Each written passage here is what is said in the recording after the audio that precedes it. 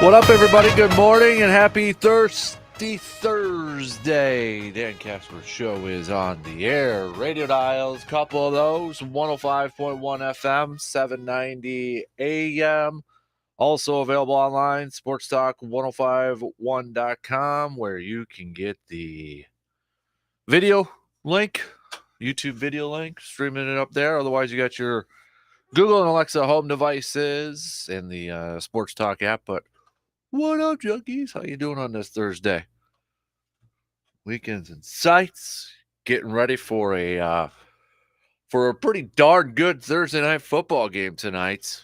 Chiefs and Chargers, early division battle. Both coming off of wins in the first week. So this would be a good game. Good game. If you got Prime, remember it's on Prime now. So might have to subscribe to a little Amazon Prime and such to watch that. Well, you're going to have to in November if you want to check out Green Bay and Tennessee there too. But heck of a game for a Thursday night for the beginning of the season between the Chiefs and the Chargers. So, all right, what do we got on the game plan here this morning? Brewers falling yesterday. Padres had fallen before the Brewers and Cardinals game was completed. So Brewers had a chance to make up some ground and get to a game back in that wild card chase. But unfortunately, Brewers couldn't take advantage of it, losing to the Cardinals 4-1. Corbin Burns going 7 innings, giving up 3 earned runs on 7 hits, 5 strikeouts, gave up a couple of dingers there. But Brewers, they were getting hits. They were getting guys on base. Couldn't manufacture the runs. Adam Wainwright picking up the W, 11-9 this year. Him and Yadier Molina setting the record for the most starts with a starting pitcher and a catcher in the game last night. So splitting this 2-game set. Off day today for the Brew Crew before the Yankees come to town. The Yanks in Milwaukee. And then right after that, it's the Mets. So interesting 6 games coming up. Potentially some big 6 games coming up here for the Brew Crew. So we'll chat some Brewers coming up in a little bit here. But the Brewers currently sitting at 76 and 67. Got 19 games left to go. 143 they've played total, 162. My math's correct. 19 more regular season games left to go here. If you're kind of doing a little scoreboard watching, while the Brewers will be playing against the Yankees, the Padres get the Diamondbacks for a series. So, I mean, you'd think advantage Diamondbacks at that point, but we'll see. Weirder things have happened in baseball. Right after that Diamondback series, though, Padres will be going up against the Cardinals. Then they've got the Rockies. Then they've got the Dodgers. Then the White Sox. We'll see where the White Sox are at that point. And then the Giants. So time's kind of running out here. Gonna need some help. Gonna need some help if the Brewers can get into that wild card spot there. So we got that on tap. We'll talk some baseball. Packers returned to practice yesterday. And some fairly good news regarding some injuries in that. Alan Lazard returned to practice. He's optimistic about potentially playing against Chicago on Sunday night. Quay Walker was at practice. Nick's in the corner, who had left the game against Minnesota too with that shoulder injury. He also practiced. Bakhtiari, Elton Jenkins practiced.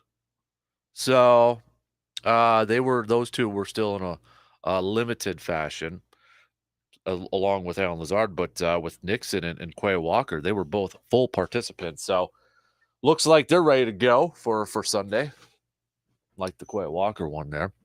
But we're gonna hear a little bit from Aaron Rodgers as he did his normal Wednesday media session, and one thing that I really want to focus on is how because I mean everybody's going to be talking about the wide receiving group until Green Bay starts to get some consistent production. Maybe that'll start when Alan Lazard gets into the fold, but still, then there's going to be the talk about the rookie. So it's going to be a topic of conversation for a ton of people out there until we start to see some consistency from those rookies, right? So he yesterday talked a little bit about Dobbs and Watson, but the thing I want to highlight is a comment he said, or maybe barely said, about Amari Rogers. Now, if you haven't heard it, we're going to play it.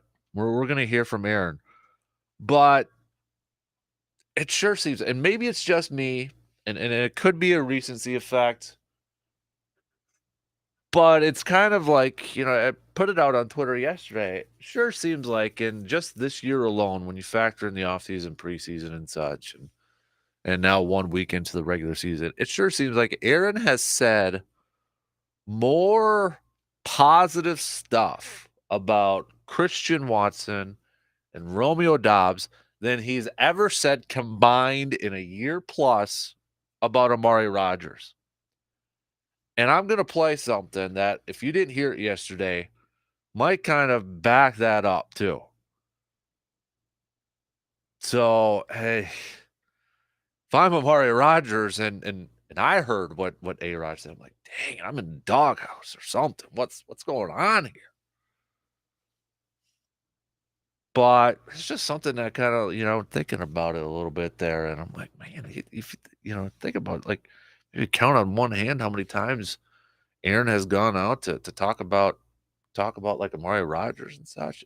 I don't know, but we're gonna hear from the quarterback here coming up in just a few minutes on that opening drive on the main course here for this morning. But nonetheless, good news though with some of the injuries, especially with Alan Lazard. I don't think Bakhtiari and Jenkins are going to play in this game.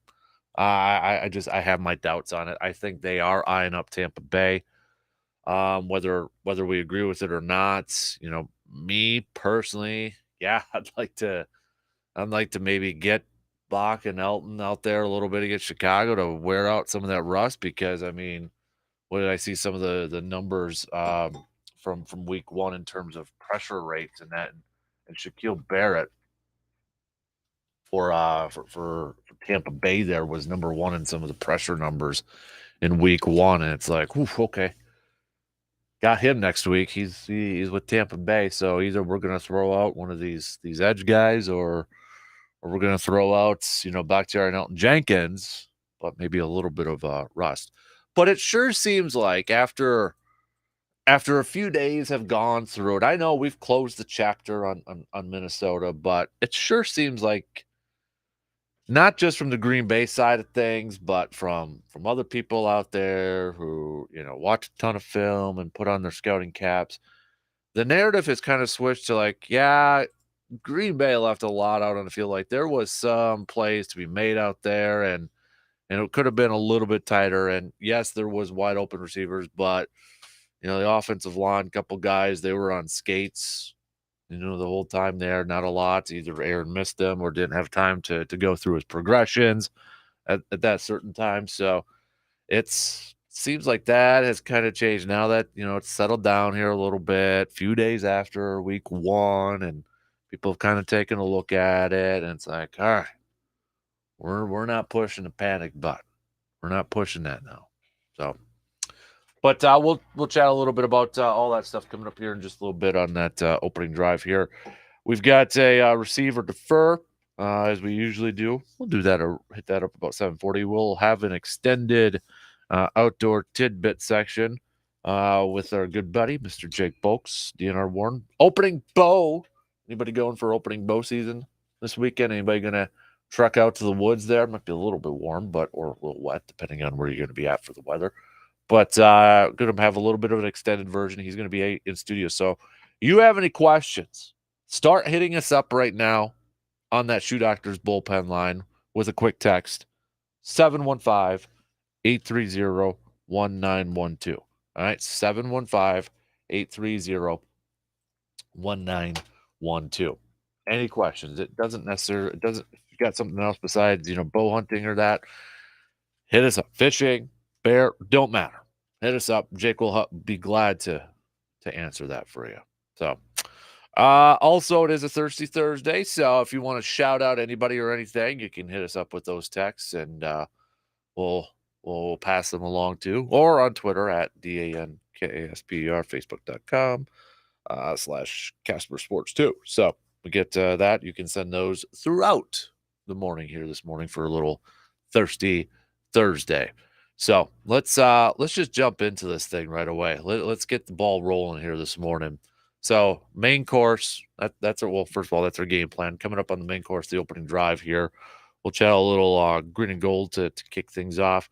Going to hear from Aaron, and I want to talk a little bit about these wideouts and is Amari Rodgers in the doghouse or something, because kind of a, I don't know, eye-opening, interesting comment, lack thereof from Aaron going to Amari Rodgers. I don't know, but it just, to me personally, it seems like Aaron has said more positive stuff about the two youngsters. Heck, even maybe Samari Torre, if you remember a couple months ago, he was talking about him on the Pat McAfee show, for crying out loud. So seems like a lot more positive stuff about those youngsters than what he's said combined in a year plus about Amari Rodgers.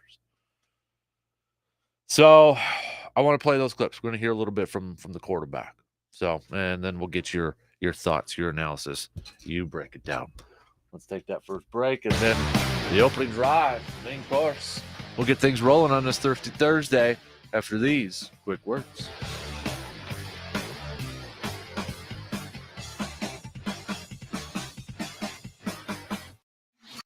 Got a take on today's topics but can't call in? Then hit us up on Facebook, Twitter, or the text line and let your fingers do the talking. Here's to trekking through a kaleidoscope of fall color. Almost there. To being like, who's up for whitewater rafting? Here we go. And turning stories into souvenirs. Here's to rich traditions made new again with good company, and seasonal flavors that taste even better when shared with friends.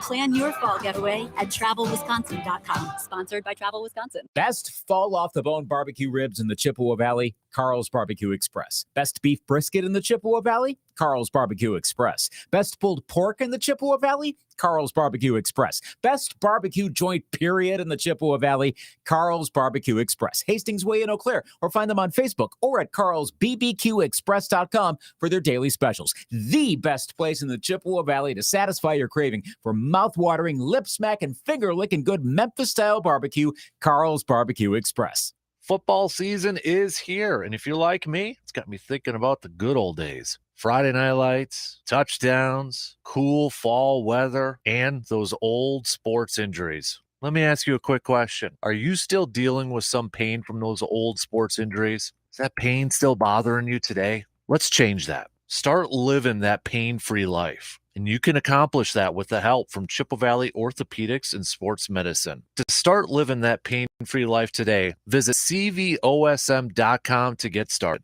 It's hunting season, people. You've made it through winter, spring, if you think we actually get a spring, and summer to get to this point. Fall here in Wisconsin is spectacular. Whether you're doing some geese, duck, or bird hunting and you're looking for that new shotgun, Tilden Gun is your place to go because they will help you find just exactly what you're looking for. And for me, when I was looking for one, they helped me find the perfect shotgun that I was looking for turkey hunting. Or maybe you're still waiting for deer season and you need that rifle come November. Well, Tilden Gun can help you find that perfect deer rifle as well because, well, they did that for me too. Welcome to hunting season, everyone. Make sure you're prepared for this season with the help from Tilden Gun. You can start off by visiting Tilden Gun's website at tildengun.com, where you can check out their amazing selection and even better prices. Nobody can match what Tilden Gun can provide for you. Tilden Gun is located at 12427 98th Avenue in Chippewa Falls.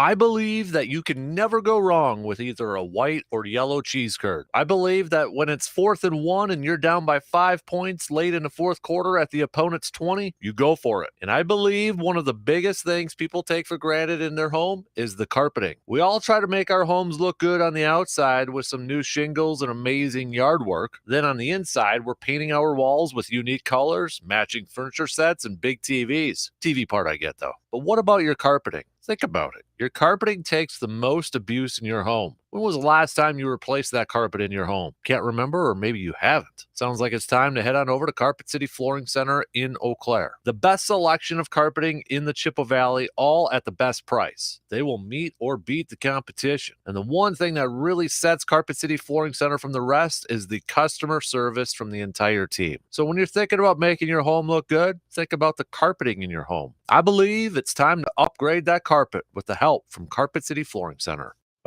Easy moving and storage, making life easier.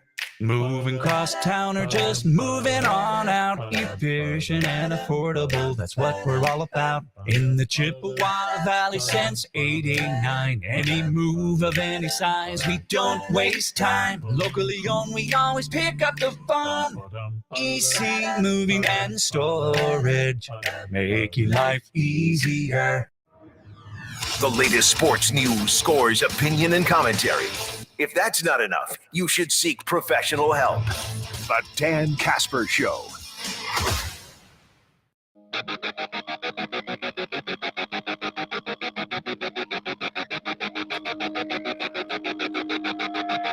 With the opener of bow season kicking off on Saturday. Again, reminder, don't forget, if you're having any luck or you have any luck this weekend, to send us those photos to put up on the Tilden Gun Trophy board on our website at sportstalk1051.com. Just click on the Nation tab. You can upload it there. And if you're looking to maybe get ready for November's deer gun season, head on over to Tilden Gun. They'll help you get prepared. Maybe you need that new deer rifle this year. Maybe you just need a new shotgun for a little bird hunting. Tilden Gun's the place to go. Visit their website, tildengun.com, to check out their amazing selection, all at the best prices in the area. And again, reminder, DNR Warren J. Bulk's going to be in studio today a little bit earlier with the opener coming up on this Saturday. So if you have any questions for Jake, text those babies on over. It doesn't necessarily have to be for the opener. It could be anything else that's popping up in your mind, or maybe something that you kind of experienced or ran through. So text those on over to us, and we'll get those answered by Mr. Jake shortly after 8 o'clock this morning. So a little bit later or earlier too. So morning, sir. Good morning. Shoot all the deer in my backyard. Come on over. All right. You open that door, so there you go. There are a lot of deer in this town. And geese. Oh, my goodness. Yeah. You can't control those things either. They just keep showing up. I was, yesterday, and it was, yesterday I went to visit my wife. Yesterday would have been our 48th wedding anniversary, so I went to the cemetery to visit my wife, and geese all over the place. And, of course, you know what geese leave behind.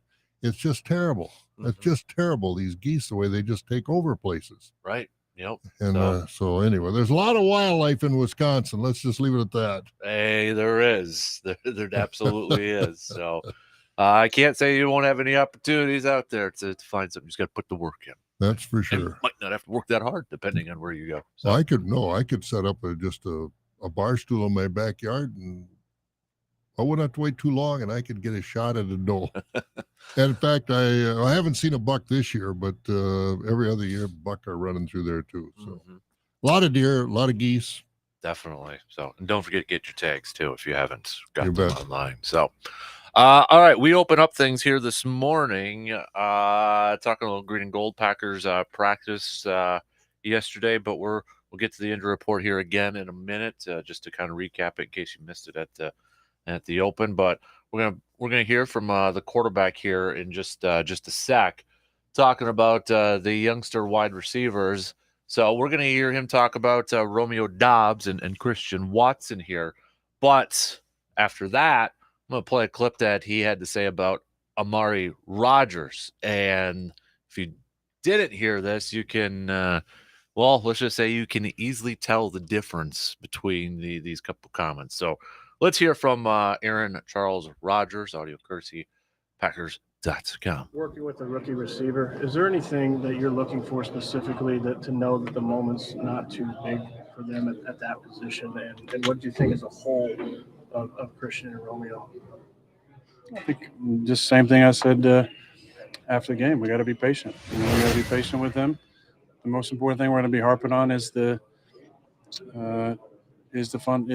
preparation and the fundamentals and the little things. And the jump happens when you don't become a robot anymore. You understand the why and the what.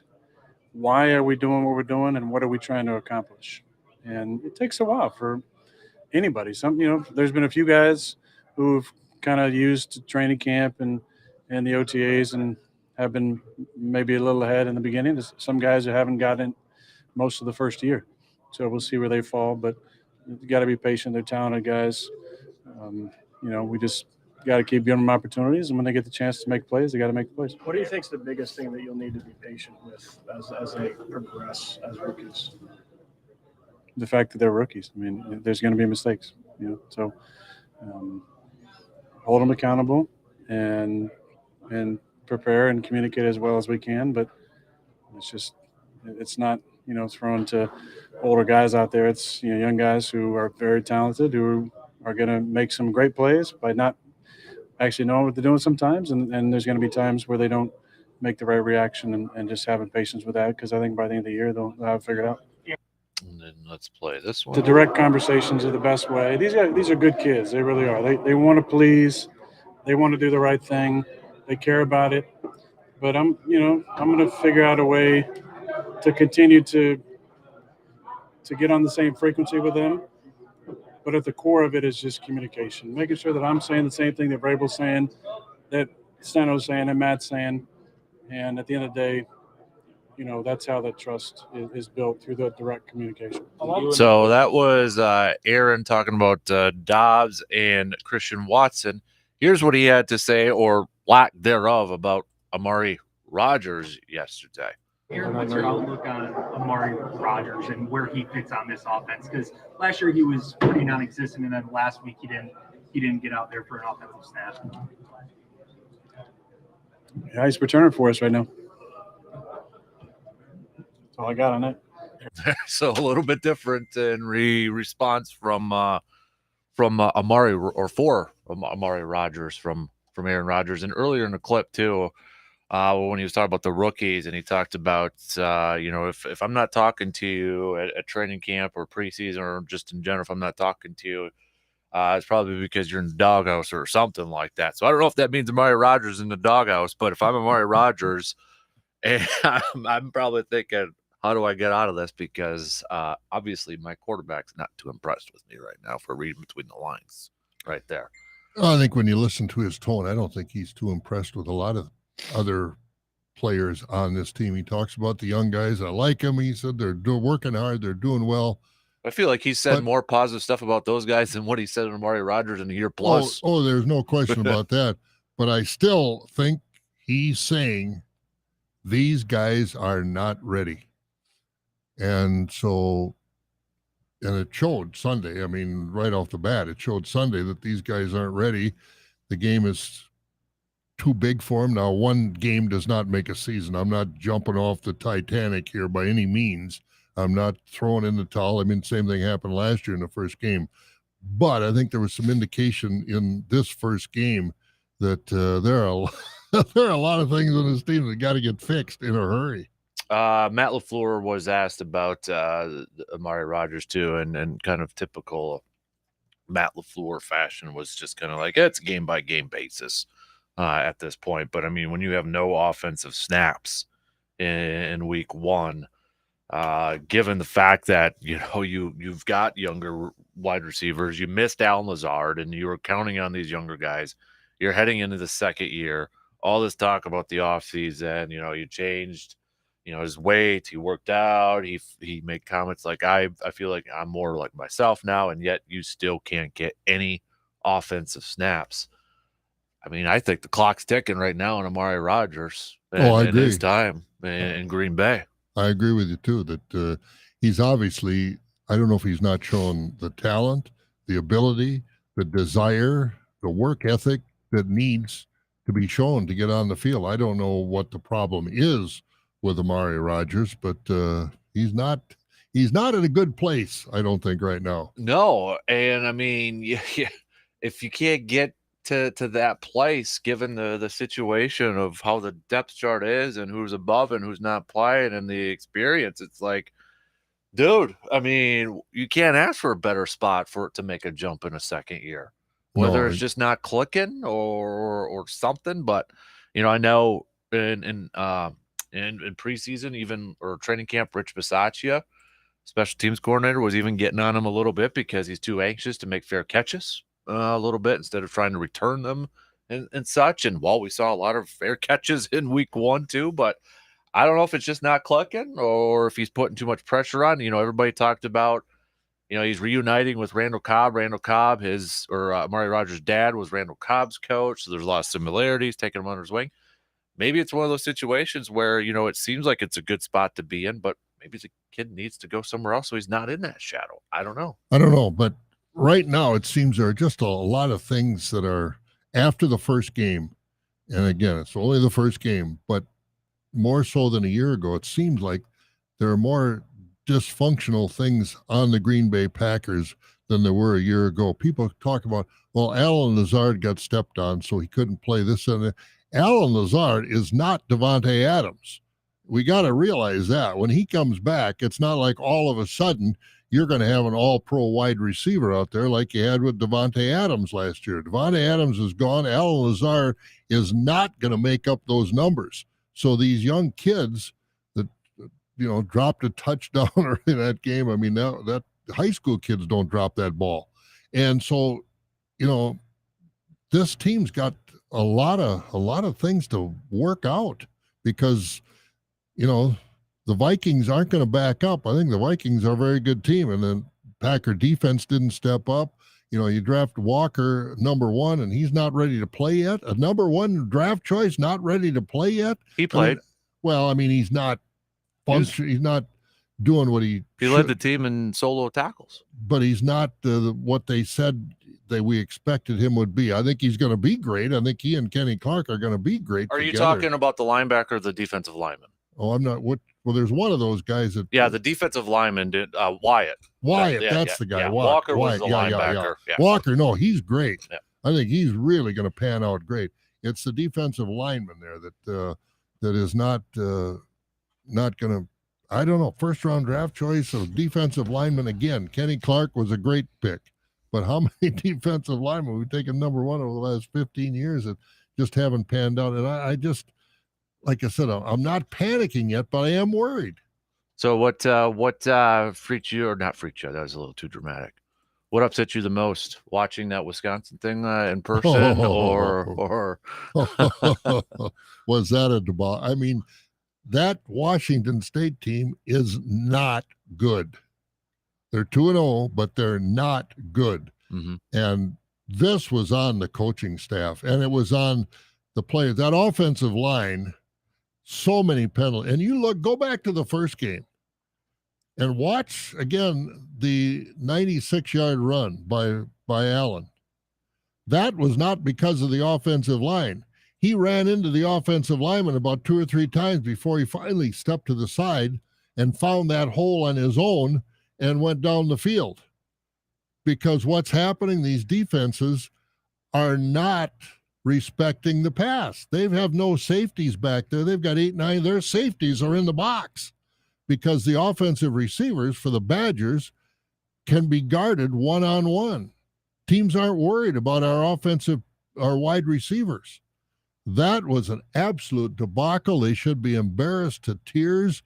And there was an article yesterday about one of the defensive linemen that went in there and really, tried to talk to the offensive lineman, and they said, well, we're focused on their game. It's not that we're not fired up. We're focused on our jobs. Well, you don't have a very good focus the way you played. I mean, that was disgusting. It reminded me of the game, I don't know, 2-3 years ago where Minnesota came to Camp Randall. and beat the Badgers and took the axe back for the first time in about 13 years. And that was the same kind of game. They were flat. They didn't respond to the opponent. It was horrible. Minnesota was a better team than Washington State is not that good a football team. They are going to find out that, as they get into the season, losing to that team was inexcusable last Saturday. I mean, Bobby Ingram, if he's, the new offensive coordinator, if he can't see that you've got 8 or 9 men in the box, Graham Mertz had no part in this loss. They didn't let him use his skills. If he could run a little bit, that would make it that much better. But Graham Mertz did not lose that game, so you can't blame Graham Mertz for this. This was a coaching loss as far as I'm concerned, and the fact that this offensive line doesn't seem to be in the immediate time frame of the game. The penalties that they had were absolutely atrocious. And I'm sitting in the stands and I said, oh man, before they threw the flag and I saw that 75 put his hands in the face. I said, what are you doing? And, some of the other things, it was not a good performance by the Wisconsin Badgers last Saturday. Yeah, not at all. We had RJ on Tuesday. I heard him. Yeah, and he was exactly right on everything he said. He said he noticed first time people leaving, like in the third quarter and all that too. Man alive. And they better step it up because this is right now, this West in the Big Ten is not very good. No. I mean, Iowa's got a nice defense, but they have no offense. Northwestern's not that good. Nebraska, they've already fired their coach. Minnesota's putting up numbers. Minnesota right now, if I was going to bet on somebody, I'd bet Minnesota's going to win the West. Yeah. Now, I don't think their opponents so far have been very good, but I think, Minnesota's got that great running back. Tanner Morgan's playing a really good position at quarterback. He's got some nice wide receivers. That's why in the second half kickoff in the Badger game, what are you doing? Kick the ball through the end zone. They let him kick it so he'd return it. Well, he did all the way down to about the 20-yard line. He's got to recruit speed. He has no speed on this team. They can't get down there fast enough to cover a kick. And so, there are holes in this team that they've got to fix, and they've got to fix soon. You got a kid that can kick the ball. You can kick it from when they're going north to south. He can kick it all the way to the field house. But why they told him to kick a pop-up and let this guy return it, I have no idea. But just so many, many mistakes in one game. It's unbelievable. The Minnesota game, it was just kind of lack of effort. This game, it was lack of effort and mistakes by the players and the coaches. And I'm sure they'll button it up and get it better. But that performance last week was not something to be proud of. I think I'm kind of wondering too, because Minnesota did beat New Mexico State earlier this year, 38-0. How many Badger fans will look at scoring comparisons between the two? Well, if you do, that's, if you've been around long, that doesn't mean a thing. You beat a team. That's all you got to do, because people say, oh, well, we beat them twice already. We get to high school basketball. We beat them twice already. We play them in the tournament. That third time to beat somebody is tough, and you can't compare what you did earlier. You can't compare how other teams played. You don't know what the injury situation was. You don't know what the weather conditions might have been. Minnesota's a good team. I won't take anything away from Minnesota, but I would never look at a comparison to compare Wisconsin and Minnesota based on a common opponent like New Mexico State. So I know we've talked about this a couple months ago, but on Monday there were a lot of people, and even Saturday and then Sunday, and still to this day, maybe fully on board that bandwagon of moving on from Paul Chryst. Are you getting closer to that? No. Okay. I trust Paul Chryst. He's a good coach. I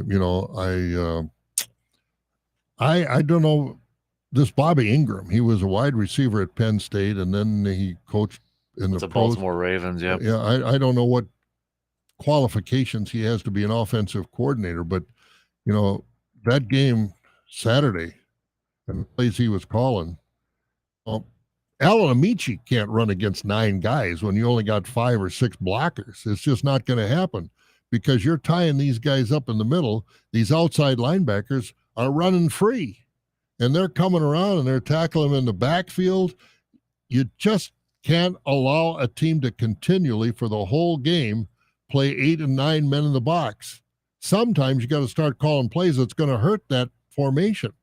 And they never did. Mm-hmm. They threw a few passes, and I don't know, Mertz threw how many passes he threw, but he had a pretty good pass completion percentage. But again, our wide receiver, and you're talking tight end is getting a lot of receptions. The wide receivers are making a few, but our wide receivers aren't good enough and aren't fast enough. When you can guard them with one guy and you don't have to worry about a safety over the top, and that safety's in the box. If it's not a running play, he's going to be blitzing the quarterback. So again, you got to come up with something to counteract some of these defense. If it came down to it, let's just throw this scenario. It's a what-if situation, but I don't think it'll get to this point. But it's just we can throw these out to have a little fun discussion. If it came down to either promoting Jimmy Leonard or he leaves for a different program or keeping Paul Chryst, which one are you keeping? That's tough. I don't know. I really don't know. I haven't thought about that. I know Jimmy Leonard likes being in Madison. I think he does have a goal of sometime being a head coach. I'm not sure what Paul Chryst, his plan is, how long he would like to coach. I know he doesn't pay attention to the media at all. That's why they don't have the Mendota Club and the Monday meetings with the coach and the dinners and lunches and all that stuff. And so he, Paul Chryst is there's not much up and down with Paul Chryst. He's pretty level as far as his personality is concerned. And, I don't know. Is Jimmy Leonard, you got to look at Nebraska. They brought Scott Frost back. He was an idol. He won a national championship for him. Jimmy Leonard is the same kind of idol worship in Madison for what he did when he was a Badger. And can he? I don't know. Until you actually let him have the reins, you don't know if he can be a good head coach or not. So that's why it's hard to say. It's all speculation. His name's getting floated around as a potential Nebraska coach, and he did spend some time there in the Nebraska Omaha in the 90s, and then Nebraska itself in the early 2000s. But he's won wherever he's at. Lance Leipold, the former UW Whitewater coach, who's off to a 2-0 start with Kansas right now, coming off that victory against West Virginia. Wisconsin native there too. Kansas 2-0? Yeah. Wow. If he can make Kansas a winner, he can make anybody a winner. Yeah. But he was great at Whitewater with all the championships. He went to Buffalo, I think, and won out there, and now down at Kansas. Yeah. I mean, you don't always have to have the most high-profile coach, because if he can be a winner, one of the challenges at Wisconsin is getting kids in school. It's not the athletes, how many 5-star athletes, it's how many athletes can you get into the University of Wisconsin. It's one of the toughest in the Big Ten. It's like 1 or 2 as far as getting kids in school academically. And so that's why this transfer portal, I think, Chryst, how much of a challenge that is and how that works as far as getting transfers into school that have already got some kind of a track record in college. Whether that's different than high school transcript and SAT and ACT tests, if that's different, I really don't know. I'm sure Dan Schumacher from the Blue Goals would know how this all works. But I just think Chryst has to go into that transfer portal more than he is. And I don't know if he's got people on staff. I would think by now you'd have to have people on staff, because you got to have people on staff to handle NIL. You got to have people that can control that transfer portal and know who's out there. Well, remember, you asked that to Greg Gard, and he said yes, they do. So I'm assuming it's the I would same. assume football has too. Yeah. So, but are you using it? Mm-hmm. Well, I mean, I know they had quite a few this year to fill in spots, especially on the defensive side. Yeah, there too. But it's to me, it's like, okay, if I had to pick your 3 of a Paulie Chryst, Jimmy Leonard, or Lance Leipold right now, who would you rather have? Wow, you're tough. I'm gonna take Paul Chryst. I mean, he's been a winner. Paul Chryst? He's been a winner for the Badgers, and the other 2 are Lance has been a winner wherever he's gone to. But he hasn't been at Wisconsin, and I'm not arguing that a bit. I agree with you 100%. Is he like the basketball version of a Bo Ryan? Lance Leipold? Yeah. Or is he the basketball version of a Greg Gard? I don't know. Can you the trick is to recruit into Wisconsin, because, kids that all come in and say, wow, what an atmosphere. You go to Camp Randall. I mean, it is. The jump around and that full stands, red and white, it's impressive. And, and Jimmy Leonard, because if he would ever get the job at Wisconsin, you'd have to imagine the immense pressure that would be on him fans are going to put a lot of pressure. They're going to be excited, but they're going to be like, they're going to be like, all right, let's go, put a lot of pressure on it. And I don't know if he'd shy away from that. I don't think he would, but there would be just a little bit more pressure on that to turn it around. No question. So, no, you're not turning it around. Well, I mean, like taking the next step. To the next level. Taking the next step. Yeah. So, before we take a break, let's take a really quick phone call here this morning. Good morning. Who are we chatting with? Morning, Dan. Morning, Bob. It's Big Worm. Hey, by the way, we won our fantasy last week with Big Worm. You did a good job, Bob. So. Oh, good. You calling for more help, Big Worm? Okay, so last week, Bob, we were talking about the Brewers, and you looked at me and says, Big Worm, what are you smoking? What are you smoking, thinking that Paul Chris isn't being on the hot seat right now and that you can trust him? I don't know about anybody else, but I'm ready for this Badger team to take the next step, and I'm sick of getting to the Outback. No, he's on the hot seat in whose mind? Yours? Every fan? No, he has to be. I mean, Paul Chris was hired from Pittsburgh to be this offensive guru. Now, through his, I think, 5-year tenure, 4-year tenure in Wisconsin, have you seen any progression in this offense? Answer me that. Oh, no. I mean, no. It hasn't gotten to the point where they should be where they are. And no, I agree with 100%, but I don't think he's on the hot seat. Well, so you just answer your own question. If he's not progressing on that offense, he's winning. What else do you want? You got 78,000 fans in that stadium. As long as the fans are there and they're paying that kind of money. But if they're leaving early now, I mean, they got the money. They know that's not no. Should that be the main thing about money though with this team? I mean, do we want to take that next step and compete for college football playoffs and that? Yeah, absolutely. That's what I want to do. But again, you got to look at the whole. You got to look at the whole picture. You got to get athletes in school. It's tough to get these athletes, these 5-star athletes, and it's a lot easier to get into Alabama and Georgia and Oklahoma than it is to get into Wisconsin.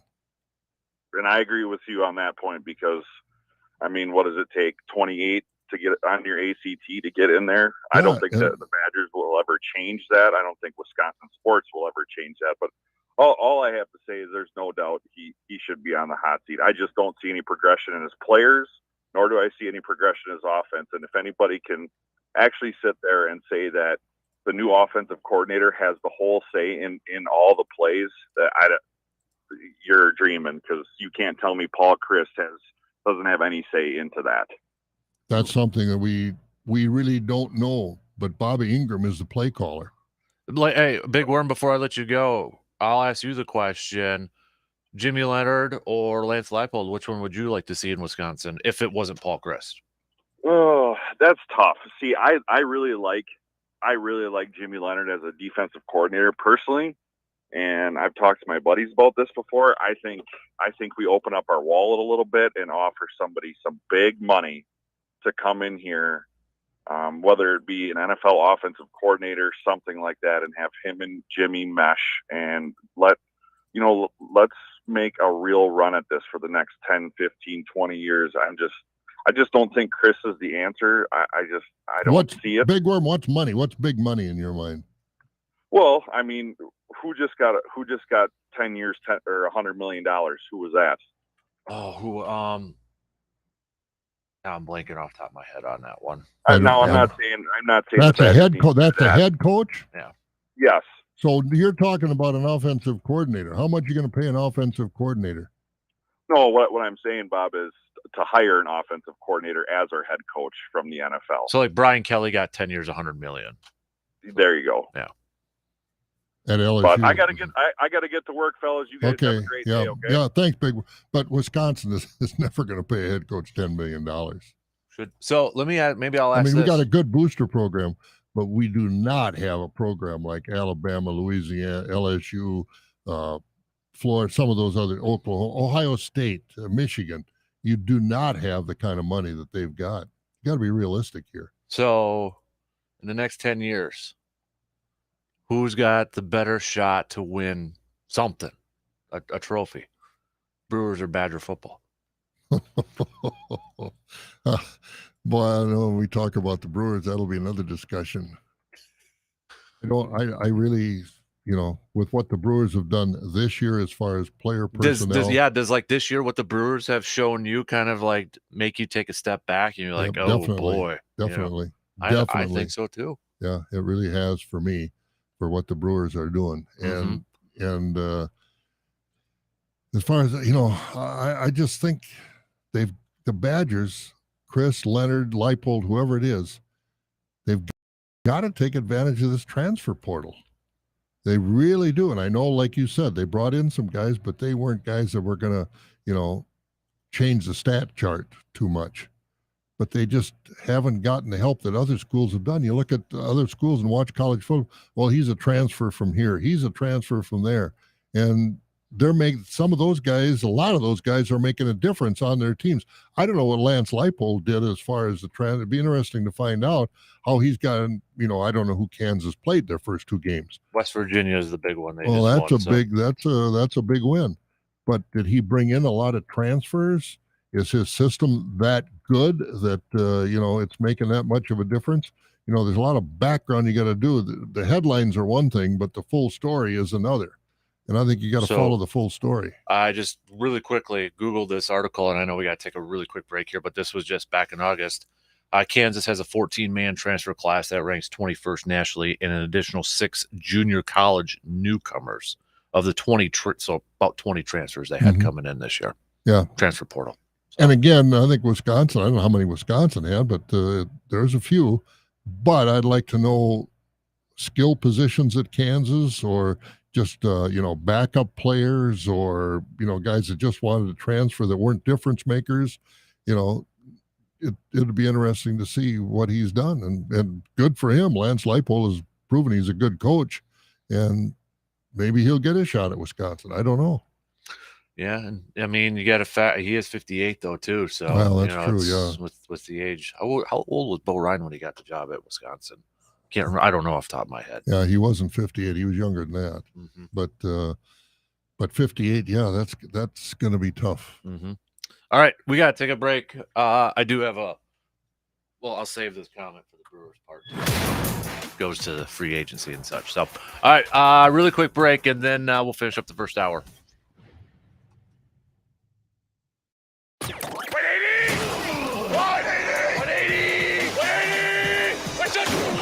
The Dan Kasper Show will be right back. Do you remember the countless times when you were young and playing in the backyard, daydreaming of playing against or with your favorite athlete, or imagining yourself chasing your dreams and experiencing life the way you're supposed to? That's how we came up with a name for Backyard Dreams. Backyard Dreams is WAYY Sports Talk 105.1 790 AM's charitable entity. We have 5 main goals for Backyard Dreams: to provide and promote opportunities for anyone to have a chance to play, to help anyone overcome obstacles to chase their dreams, to help raise awareness for those in need, to help create opportunities for those to enjoy their passions, and to help those enjoy their life and create special memories. It doesn't matter if you are a child, teen, or an adult. Backyard Dreams wants to help anyone. For more information, success stories about Backyard Dreams, and if you know someone who could benefit from Backyard Dreams, just visit sportstalk1051.com and click on the Backyard Dreams tab. Easy moving and storage, making life easier. Moving cross town or just moving on out, efficient and affordable, that's what we're all about. In the Chippewa Valley since 89, any move of any size, we don't waste time. Locally owned, we always pick up the phone. EC Moving and Storage, making life easier. For many of us, our summer road trips are in the books, and hopefully it was a great year for some adventures for you.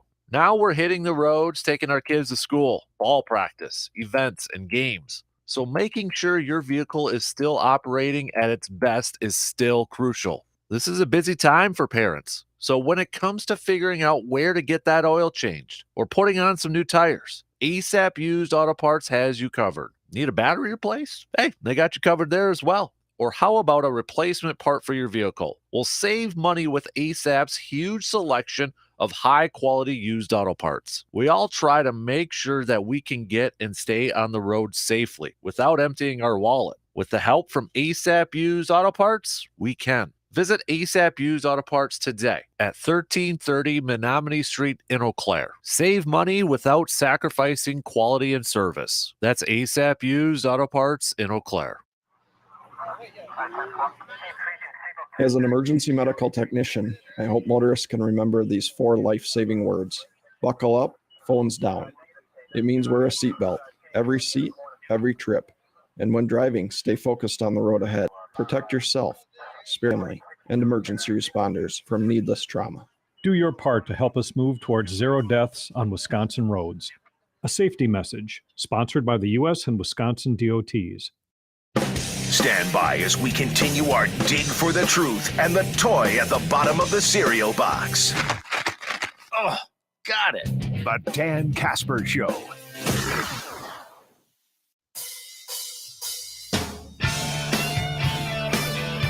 So I just did a really quick search on college football coaches and what they get paid, spending big money in that. Because I know, it's Nick Saban's weird number one, right?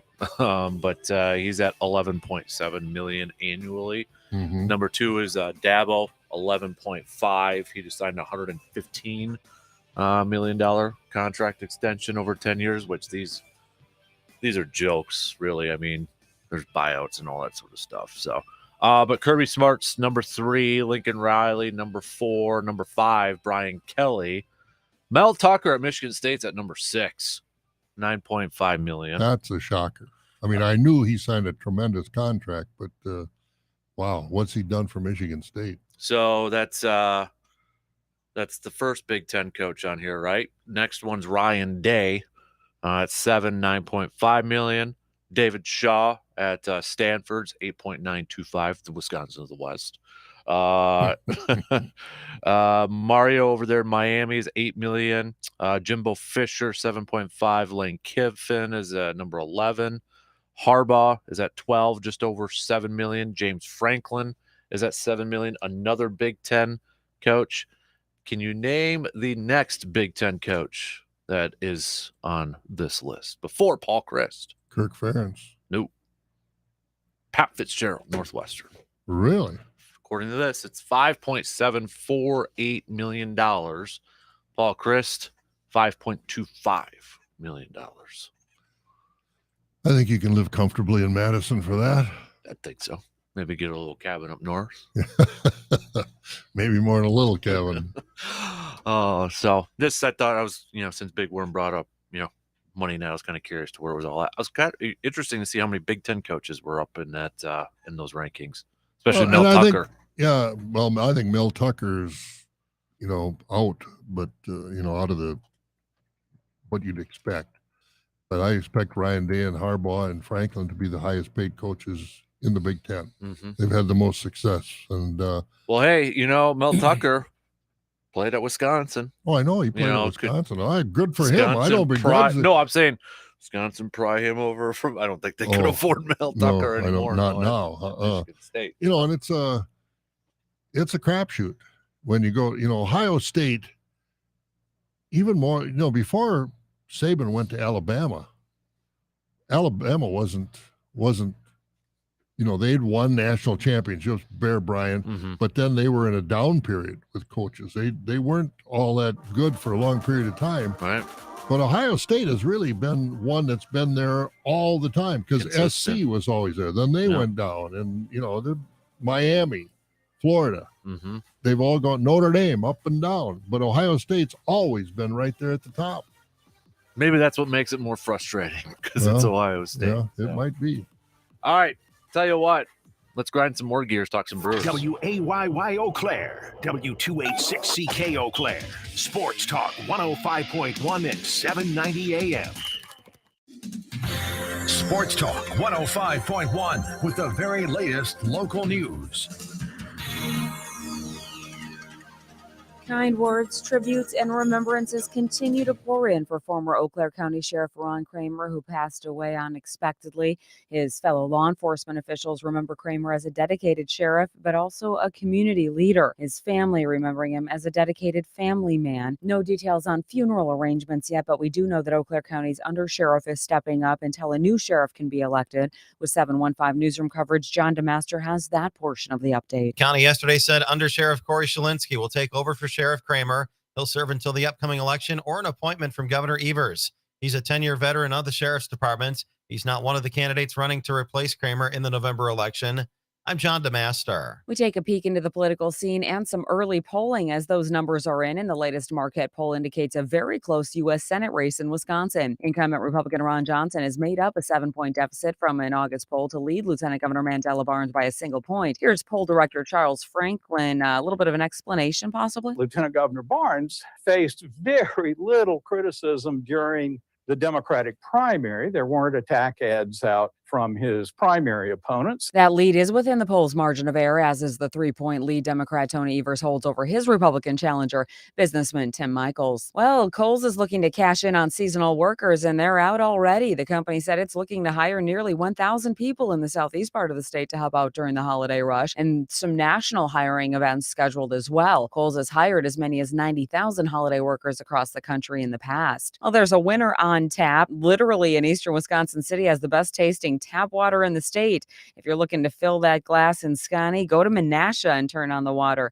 They have the best tasting water in the state. And actually, yeah, there's a competition for that. We might be known for beer and cheese, but the water moves on to the North American Best Tasting Tap Water Competition. Actually happens in Canada next year. Cardinals top the Brewers 4-1 in St. Louis, of course. But if you're looking for a little insight, Brewers manager here is saying, well, we didn't take advantage of opportunities, did we? Did a great job of getting opportunities, getting people on, creating opportunities against Wainwright, creating opportunities every inning. Just didn't cash any of them in. And what does pitcher Corbin Burns have to say about it? I think we're on a good stretch of outings here. That ball's coming out of the hand well, making good pitches, and tonight just was one of those things. We made a couple mistakes early, and they hung some runs up there, and then was enough to win the game tonight. We had some chances to wave the white flag, some team building activities here in the office. Guess what? Creating opportunities every inning, just didn't cash any of them in. Back to square one. For Sports Talk 105.1, I'm Morgan McCarthy. Quiet weather will take us into the start of our Thursday across the area. We are going to have a mix of sun and clouds that is going to continue into this afternoon, and those temperatures feeling rather summer-like into the lower 80s with increasing humidity.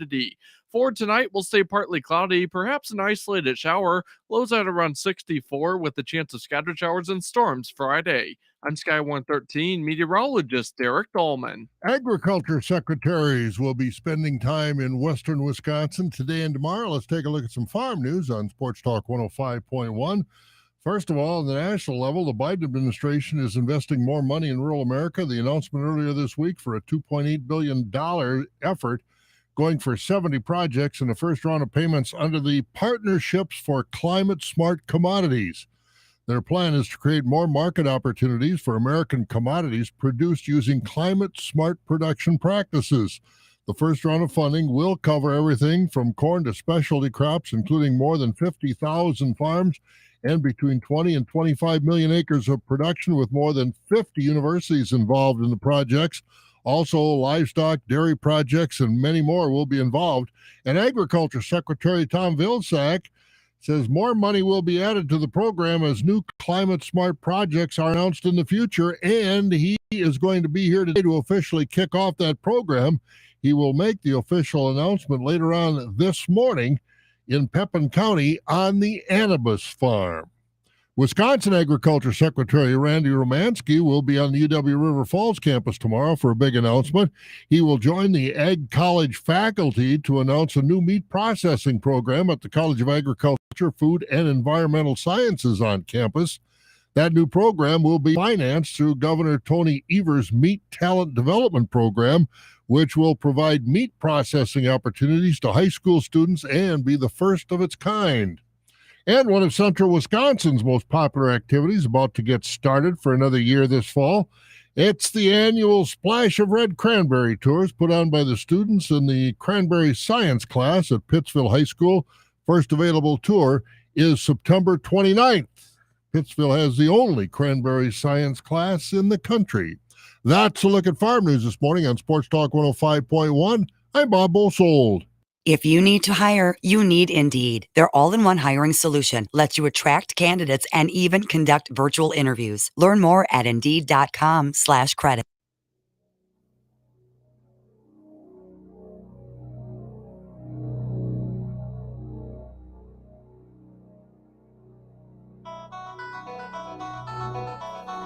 Welcome to the Dan Kasper Show. Yes, sir. Yes, sir.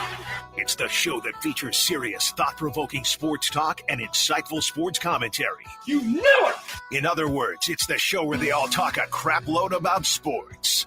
Let's go for it! Now let's introduce your host, a man who lives and breathes and has a passion for sports. A man who breaks everything down in the sports world and gives you everything you need to know. Plus a bunch of stuff you probably don't need, but you'll still enjoy it. You can't handle the truth! Here is your host, Dan Kasper. Prime time! Prime time!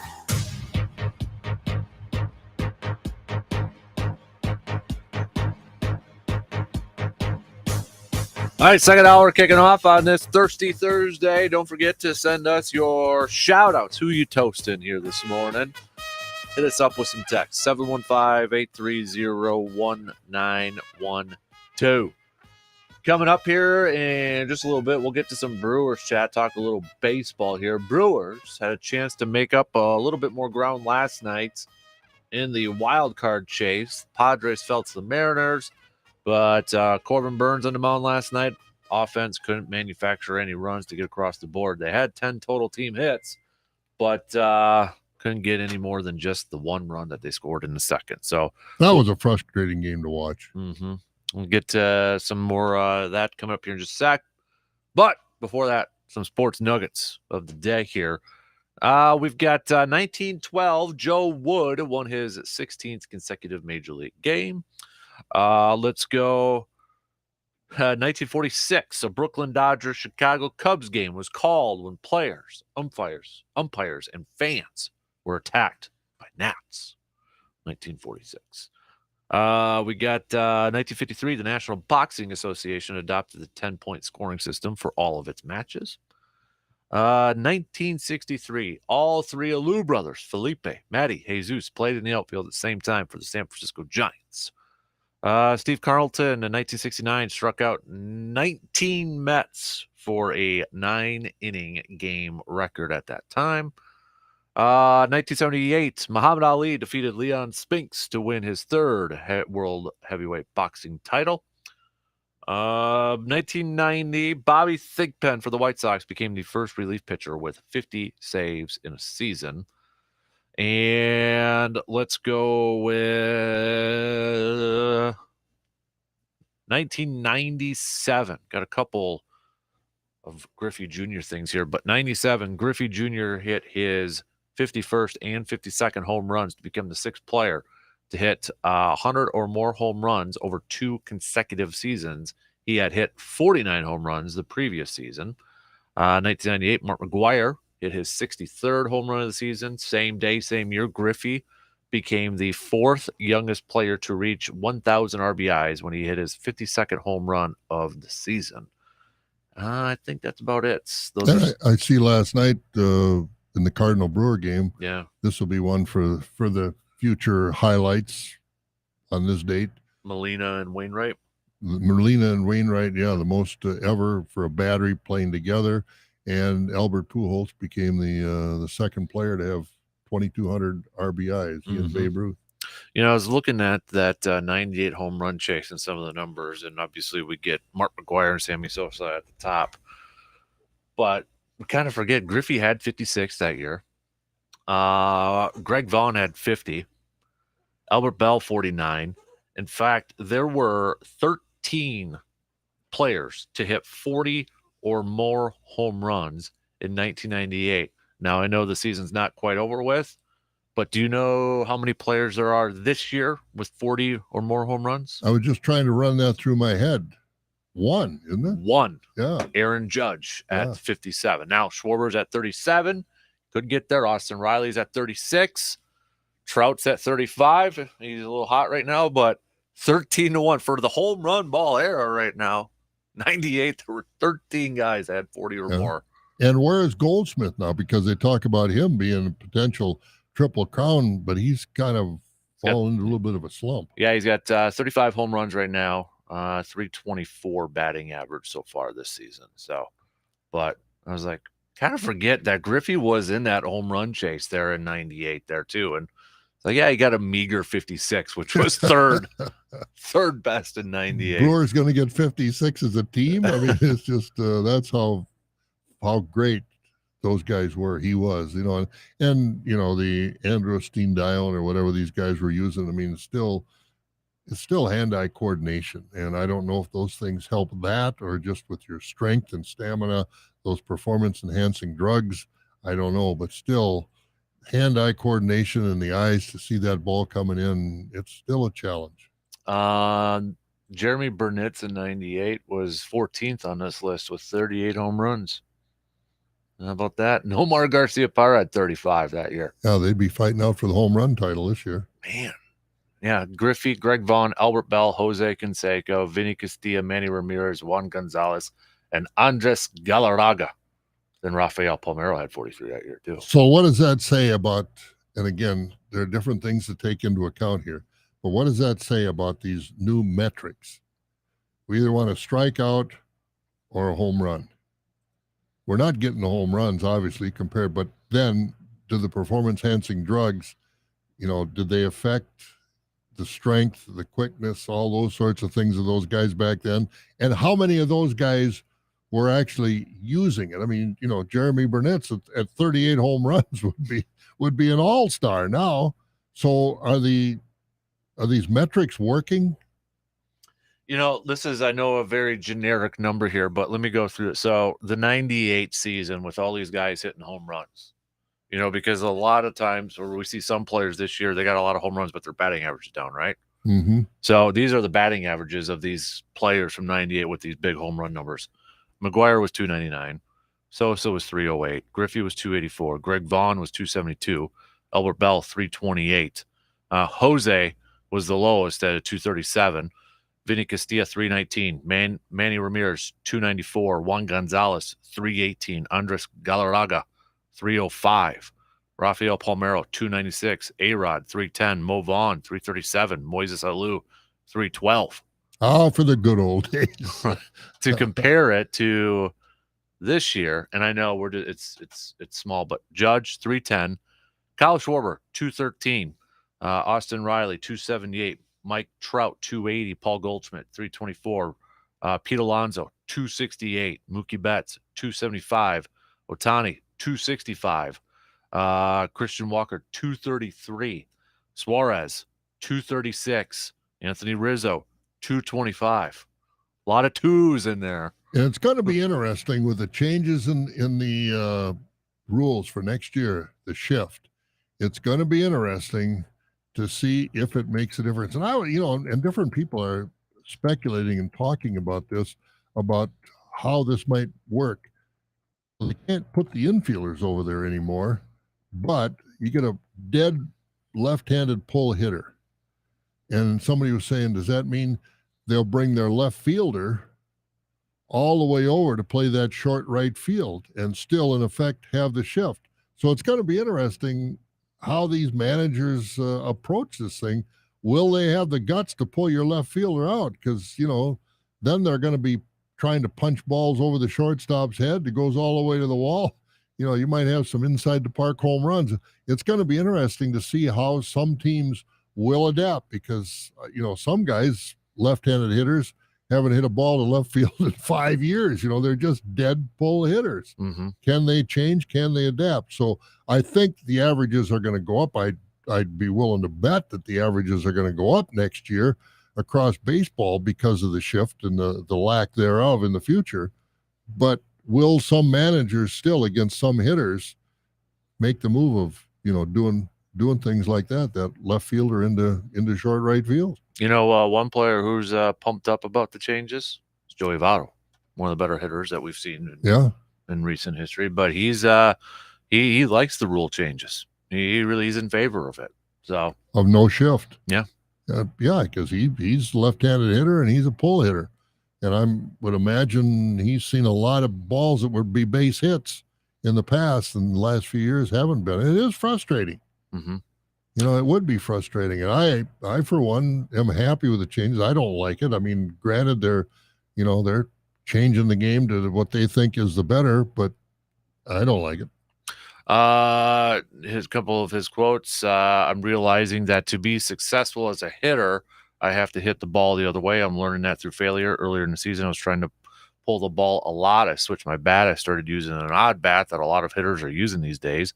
I tried to practice all my work down the right field line. I was basically going for 50 home runs because I was like, all right, I hit 36 last year, 129.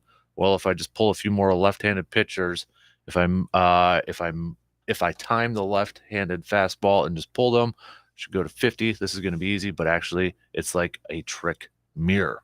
So those things, those guys are so natural. And when they change their approach and they really focus on one thing, like pulling a left-handed pitcher down the line more than spray hitters like a Pete Rose or Tony Gwynn, Rod Carew, those kind of guys. When you focus on only doing one thing, Rod Carew went up there, he's looking for a base hit. You throw the ball over the outside, I'm going to punch it to left. You throw it inside, I'm going to pull it to right. And now these guys haven't been able to do that. Yeah. And so it'll be interesting, but I'm glad they're getting rid of the shift. Votto also said, too, I do think we're about to approach a really fun version of our sport. I hope so. Hope he's right. Mm-hmm. Offense sells tickets. I'm going down Sunday. I'm going to see the Yankees. Think Judge is going to set a record, or? Well, I think he's going to get 60. Mm-hmm. And playing in Milwaukee, and the weather's supposed to be pretty nice and warm. I assume they're depending on the rain, but I assume they'll have the roof open. And we know how the ball carries at American Family Field, and the Brewers have a tendency to give up home runs. So who knows? Mm-hmm. He might get it this weekend in Milwaukee. Yeah. Specialist pitchers equals less home runs. I don't think that I would agree. I think we were kind of looking more at averages and home runs compared to that there too. So, but yeah, that's kind of the parallel we were looking at there. You look at, as a fan, I look at what I enjoy about the game. And of course you can look at all these statistics and everything else. But again, as a fan, what do I want to see? And what does the average fan want to see in a ball game? I don't want to see all these strikeouts. I don't want to see, pitchers battle. I appreciate a well-pitched game, no question about it. But not every night. I want to see some hit. Like last night, I said earlier, that was the most frustrating as a Brewer fan to watch that game last night. That was just so frustrating. Mm-hmm. Where is the guy that can come up there and get you a big hit when you need it? And they can't do it on this current Brewer team. And so I'm hoping that by opening up the infield again and some of these other things, that the game is going to be more attractive to the fans again. Jeff Passan, who covers is baseball writer for ESPN. I haven't had a chance to read his article. It's on ESPN Plus, but Major League Baseball free agency is less than 2 months away. Believe it or not, it's less than 2 months away. At ESPN Plus, we pulled the staff, broke the best players into tiers, and I wrote about it. If you want to know who's the best fit for your team this winter, this is a place for you. And some Twitter person with the name Brewers in it said, not buying or not paying for that, whatever. Jeff responds, much like the Brewers, you don't spend on free agency and are worse off for it. So, I mean, he's perfectly right, right? Yeah, hit the nail right on the head. Absolutely. We were talking a little bit about in the first hour, but with that, what we saw the Brewers do this year with the Hader thing, rewind it to the beginning of the year in the offseason, I was excited. I'm like, okay, maybe they're going to go for it. You got pitching by the cheap. But now I'm kind of taking a step back, and it's like, I don't know anymore. I don't know what the plan is, to be honest with you. No, I count me in the same camp as you. I was excited at the beginning of the year. You got Burns and you got Woodruff and you got Peralta and you got, some of these other guys coming in, and you had the optimism that Yelich was going to get back to previous form, and some of these other guys are going to step up, and they've had their moments, but it's a 162 game season, and you got to have guys that can help you for 162 games. You can't be as up and down as the Brewers have been. I think this is really the example of a perfect up and down team. Started out like a house of fire, playing very nice baseball, then went into this slump that they've been in, and I'll say they're still in it. And which is the real Brewer team, the one earlier in the season or this squad right now? You have to think it's this squad right now, because this is Moneyball time, and they're not playing Moneyball right now. Early in the season, there's not really much pressure earlier in the season, but then you start talking about the playoffs, the pennant, who's going to win the division, and all of a sudden they start fading from sight. And so this team is not ready for the postseason. Yeah. So I agree with you 100%. Surveyor DK just want everyone to know how badly the Oklahoma Tornadoes are going to get destroyed. Fantasy football here, Bob. His team is trash. One player thinks he's a pirate, Devontae, and the other looks like he should be a body double for Macaulay Culkin in some weird Home Alone spoof. Meanwhile, I have the deadliest man on earth with a football, Justin Tucker. We are the Global Jim Purple Cobras, and we will rock you. I believe I beat Surveyor's team last week in fantasy football. So I'm just sorry, saying, I'm just casually mentioning, throwing it out there. But you talk about another topic maybe, but you talk about the Brewers and where are they at and why are they there? And I'm sitting there last night thinking about both the Brewers and the Packers. I'm thinking they both seem to have the same attitude. I just don't comprehend why the Packers did not get a veteran wide receiver. You look at what some of these veteran wide receivers in the first week of the season did that other people picked up. They played very, very well. The Packers have, and I don't know what the reason is for not doing that. If other teams can do it, so can the Packers. Granted, you got a high-paid quarterback, and that does limit you somewhat, no question. But you're only going to have Rodgers for another year or two. Let's face it. If he doesn't retire, that's another discussion that we could have too. Do we trade Rodgers? I would have never said. No, I wouldn't. No, but I'm talking not now. Not now at all. But why in the world you're not going out to get help? You cannot rely on, like I said, Alan Lazar is not Devontae Adams. Get away from that. Everybody said, well, Alan Lazar couldn't play the first game. I don't care if he could or not. The way they played, he wasn't going to change that game. And I don't think he's going to change the game he'll have some good games. I won't begrudge him that. But why they didn't go out and get some help, I don't know. Are they throwing the towel in on the Rodgers regime? I don't know. But I think the Brewers and the Packers both have to be questioned for their personnel decisions of why we're not getting help. We got Burns, we got Woodruff, we got Peralta, got Yelich, who's still a way above average major league player, and a few other good players. Why didn't we go get some more help? You got Rodgers, who's still one of the top 5 quarterbacks in the league. Why are we not getting him more help? I just question the personnel moves of both those teams. And small market is going to be brought up, no question about it. And the salary cap, and with Rodgers' salary, it's all part of it. But to not make any moves at all is surprising to me. Well, I don't want to say they didn't. Are you talking Brewers or Packers? Well, I'm talking the Packers as far as offensive receivers. Okay. Because Lazard. So who would you have wanted? Who would I want? Well, who are these? I'm thinking, who is it? AJ.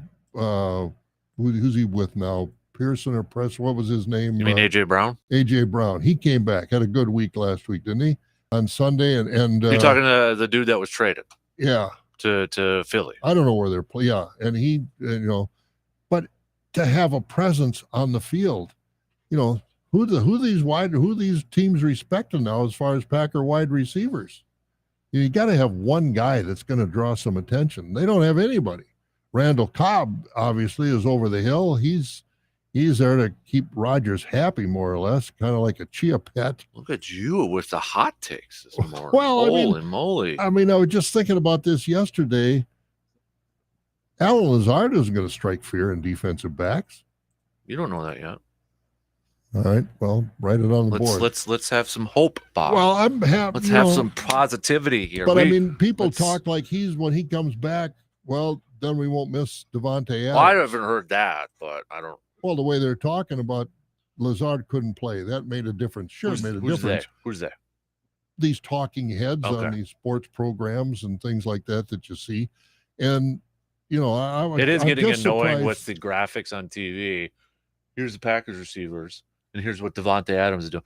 It's going to be this talk every freaking game. And there's no question about that. And Devontae Adams did have a big game for the Raiders. Still lost. Bottom line, they still lost. Exactly.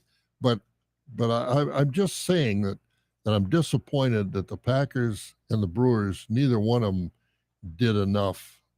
To be fair, they did try to keep Devontae. They gave him I know money, that. So. No, I know that. So if they were going to give him that much money, why didn't they go out and give somebody else a portion of that money that is an established NFL wide receiver? That's all I'm saying. Yeah, I'm not expecting these guys to come in and take over for Devontae Adams, put up the same numbers, because he's the best in the game, or one of the two or three best in the game, no question about it. Mm-hmm. And so you're not going to replace him 1-to-1, but you got to try and do better than you have. So than what you got. I don't know what he's saying. You? I don't know what he's saying here. Brian Baumgartner, he's a huge Packers fan, and I know you're not up to pop culture stuff here. But anybody who watches The Office, he's Kevin from The Office. Oh, yeah, I know him. He's a huge Packers fan. Yeah. He's on Good Morning Football. He's calling out the overreactors right now. You want to hear him? Sure. I'm not overreacting. I'm just asking a question. 0-1, crushed by the Vikings. Your thoughts? You guys are such overreactors. I mean, this is the biggest cliche in all of sports head talk, television, radio, whatever.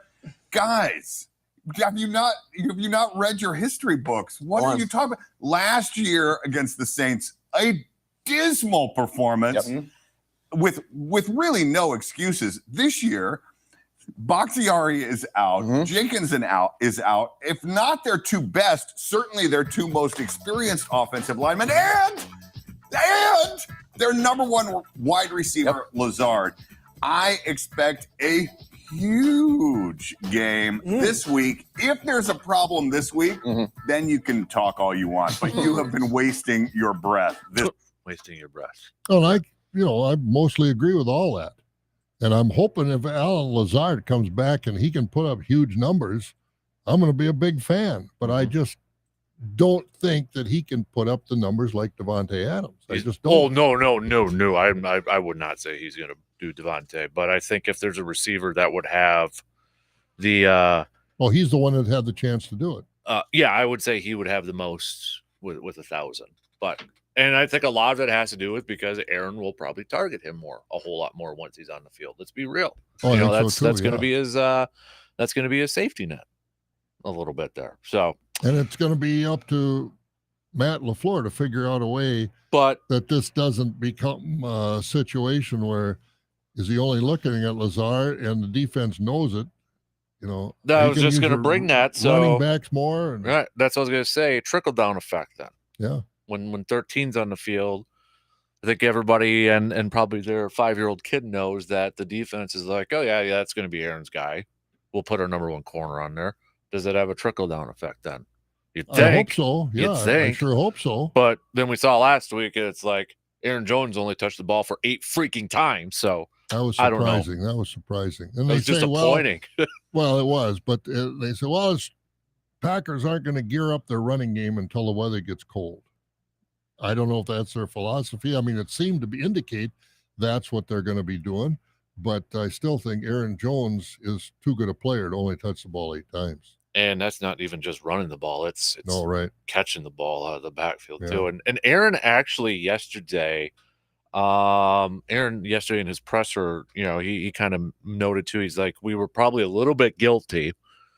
I'm assuming he was kind of talking about LaFleur and himself getting caught up in what the score was and trying to play a little catch up instead of like staying. I mean, glad he admitted that, but still, I mean, okay, you better not do that again. Just what I'm saying. But, Yeah, you just can't get behind them. You got to get more out of your defense. I mean, the defense look. Well, and that's the other part to like me is like, does that kind of factor in their mindsets too? It's like, geez, can these guys get a stop or something? Yeah. Do we have to get in a shootout here? I think it's safe to say I'm not ready to change my mind on receiver defer just yet. Well, it looked like, I mean, in the defensive backfield there for a while, some of those plays, it looked like Keystone Cops. The Viking receivers are so wide open, and you look at our defensive backs, and they're turning their head like they're on a swivel, like he's looking at this guy, that guy's looking at that guy. What happened here? Who made a mistake? They didn't know. I mean, and it was frustrating to watch. So I just think we don't know. Why? I don't know. We don't know what the offense is going to look like yet. For all the talk leading up to it, and I was one of those, like, I was excited to see what this offense was going to look like, spreading the ball out, getting more of the running backs involved. Week 1, and I don't think we got a glimpse of what it's supposed to be yet. No, I think that's very accurate. I don't think they know exactly where they're at, where their strengths are. I think the problem is they found some of their weaknesses, and we've got to identify some strengths here. I mean, but I think the offensive backfield can be a strength, but they didn't really utilize it. But they like didn't. You said, they got behind. And I think, that was a huge mistake when I think the offensive line was a huge issue with the offensive issues on Sunday. But at the same time, how do you kind of slow that down? You establish a run and you get the ball out quickly and get them in the space to your running backs, and they didn't do that enough. No, they didn't do I that. agree. No, I agree with you. So, but again, the offensive line was like the Badgers, a major disappointment. By the way, I should note, I did not beat Surveyor. I beat Evil Surveyor Sam. Got to get that right. I mean, Surveyor's got to be. How do you keep track of I don't know. Surveyor's got to at least be, probably honored that somebody would want to include his name into their name. I would think. So, I would think so. It's like evil intern. If there was somebody out there like that. By the way, do you ever have a Chia Pet since you name dropped that thing? No, I just remember seeing those things, how they water them and they grow and all that The stuff. commercials? Yeah. No, I never had one. Bull. Come on. Why would I have one? Because you're a farm guy and it's, you're growing I got something. enough things growing. I didn't need a Chia. Pet. You didn't have a cow one? That's like cheating. You didn't have a cow one or something? No, Chia Pets are like cheating. That's not showing you can. We had grow one in anything. 3rd grade that we grew as a class. Oh, absolutely. Yeah. No, I think they're fun. They're neat, but no, I never had one. You just said it was cheating, but it's fun Well, and I neat. mean, as far as like 3rd grade class to watch things grow and see how they grow, that's fun. But I mean, you're not going to, I can't imagine there are many agronomists or horticulturists. Maybe that's how they got their start, Bobs, is that they got a Chia might Pet. be. And somebody made a lot of money off it, like a pet rock or some of those things that people made a lot of money off. No, there's nothing wrong with it. I just said that, there aren't a lot of agronomists or horticulturists with people like that are going to be growing Chia Pets. I think we need to get you a Chia Pet. I'm on their website right now for you. We can get you a Richard Simmons one. Whatever happened? What's the story on him? I have no Whatever idea. happened? How he disappeared? Now he's showing up again. Nobody knows where he was. I don't know. It's like Elvis. People still think he's alive, Oh, or yeah. Hey, Golden Girls collection. I remember the Golden We can Girls. get you a Golden Girls Chia Pet collection. I don't need a whole collection. One is enough. I don't need a whole collection. What else do we got? We can go like a unicorn if you want it, or yeah, there's some weird ones out there, but we'll get you one. Bob Ross, Weird Al Yankovic, Willie Nelson. We'll get you one. Yeah. And they got some Halloween ones out there too, but I don't know if that kind Bob of fits Ross, remember, you know who he's the at, painter. He's at Yeah, on the tree. on public, Yeah. and I don't know if it's like his hair. I mean, like his head of hair, because he had quite a head of hair there. He had one of those electric hairdos. We can get you a David Hasselhoff one too. Oh boy, Well, you guys got something in common. what's that? You spend more time in the sand on the golf course like David Hasselhoff. I played golf once this year, and it showed when I played. My first drive was long and down the middle, and that's the best shot I hit all day. Oh, you got a little too ego and confident there, huh? No, The big stick and tattooing it down the middle. Yeah, and then I had to use some of the other clubs, and it didn't work so well. Man, look at you. All right, But it was fun. But I enjoyed it. It was fun. Well, we're gonna have to get you. I'm gonna try to find the most obnoxious chia pet for you. All right. Ooh, we could get you a Miyagi one from Karate Kid because you're kind of. I like old. that movie. I like to watch that movie. Karate Kid. You Karate should Kid be 2. watching Cobra Kai. You don't have Netflix though. No, I don't have Netflix. You got to watch Cobra Kai. Because can I turn my antenna to get Netflix, or does that work or not? If I turn it to the south or the west or anything like that? You can try, and you let us know how that works out for you. All right. It hasn't worked so far, but How come I haven't found like a cow one? Are you a big Star Wars fan? Because they're all over the place. I like Star Wars, but I'm not a Star Wars fan. You like Star Wars? I watched them. Sure, I watched the movies. Which one's your favorite? Oh, I like the first couple. That's it. I mean, Return of the The Jedi. first couple in the series now, or Well, like the the first actual couple first of- ones that came out? First movies that were out Okay. with Mark Hamill and Okay. Carrie Fisher and Yeah. Han Solo. Did you have a crush on Carrie Fisher in the Return to Jedi outfit? Not really. No. No. Okay. Did you go to the movie theater as a? Yep. What, you about 30 when they came out? Oh boy, I don't know what year they came out. but 70s. Yeah. That's about yeah.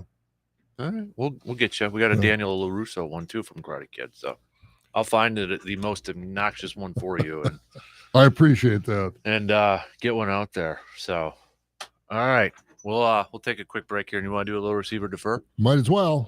Okay, we'll do that. So, quick break. We'll finish up this hour with a little receive or defer after these quick words. You're listening to the Dan Kasper Show. Football season is here, and if you're like me, it's got me thinking about the good old days. Friday night lights, touchdowns, cool fall weather, and those old sports injuries. Let me ask you a quick question. Are you still dealing with some pain from those old sports injuries? Is that pain still bothering you today? Let's change that. Start living that pain-free life. And you can accomplish that with the help from Chippewa Valley Orthopedics and Sports Medicine. To start living that pain-free life today, visit cvosm.com to get started. Hi, it's Murph from Midwest Family Eau Claire inviting you to the Paul Bunyan Flapjack Feed from the Kiwanis, September 24th. It's a Saturday, Memorial High School in Eau Claire, 7 a.m. to 2 p.m. They got the pancakes, they got the sausage, applesauce, blueberries, bananas, OJ milk, and coffee. Tickets are $9 for adults, $6 for kids under 12 at the door, but $8 in advance or $5 at area festival food stores. And yes, Paul Bunyan and the Pancake Man will be there. Get it on your calendar, September 24th, 7 to 2, Paul Bunyan Flapjack Feed at Memorial High School in Eau Claire. Drivers who switch and save with Progressive save over $700 on average, and those savings add up. Imagine what you could buy in the future. So yeah, I used the savings from switching to Progressive 50 years ago to finally buy my dream car. It's a self-driving flying car, but we just say self-flying now. You know, because it's the future, and cars fly in the future. So switch to Progressive and save big, because those savings can add up in the future. Progressive Casualty Insurance Company and Affiliates. National annual average insurance savings by new customers surveyed who saved with Progressive in 2020. Potential savings will vary. Drivers who switch and save with Progressive save over $700 on average, and those savings add up. Imagine what you could buy in the future. Hey, remember 20 years ago I switched to Progressive? Well, now it's the future, and I used all those savings to buy this new hologram phone. Because, you know, it's the future, and everything is holograms now. So switch to Progressive and save big, because those savings can add up in the future. Progressive Casualty Insurance Company and Affiliates. National annual average insurance savings by new customers surveyed who saved with Progressive in 2020. Potential savings will vary. Here's a fun and interesting fact about carpets. The term carpet comes from the Latin carpere, which means to pluck, because carpets were originally made from plucked fabric. Carpet also has the same Latin root as carpe diem, or what we know better as seize the day. So what's the point of this lesson? Well, isn't it obvious that we should seize the day and get that new carpet for our home? Seize the day and head to Carpet City Flooring Center in Eau Claire. All the latest styles and trends in the carpet world can be found at Carpet City Flooring Center. The team at Carpet City Flooring Center will help you find that perfect floor that looks great in your home and amazing on your budget. When was the last time you updated that carpet in your home? If you can't answer that question, it's probably time to upgrade. Seize the day and update that carpet in your home. Head to Carpet City Flooring Center in Eau Claire right now. They're located at 3109 East Hamilton Avenue in Eau Claire. Thinking about buying or building a home this year? Hi, I'm Ben from Merchants Bank. When you work with us, you have the support of the whole Merchants team. We share your home dreams and we'll do everything we can to see you reach your goal of a new home. And that starts by making things easy, like being able to apply for your mortgage when it fits your schedule. I'm just a phone call or email away to answer your questions. Start now at merchantsbank.com and let's achieve your goals together. Equal housing lender, subject to approval. Ah, honey, I can't believe you gave me toe fungus. I gave my wife toe fungus for the third time. My doctor then told me that toe fungus is not just a cosmetic problem and that it can spread and get worse. He introduced me to a new and different routine that flushes out even the most difficult cases of fungus. It's called Crystal Flush. Call now, and for a limited time, you can try Crystal Flush risk-free for 30 days. Call 800-764-9219. That's 800-764-9219. Sports. You love it. We love it. And quite frankly, I don't trust anyone who doesn't love it. Do you? Is that a serious question? The Dan Kasper Show.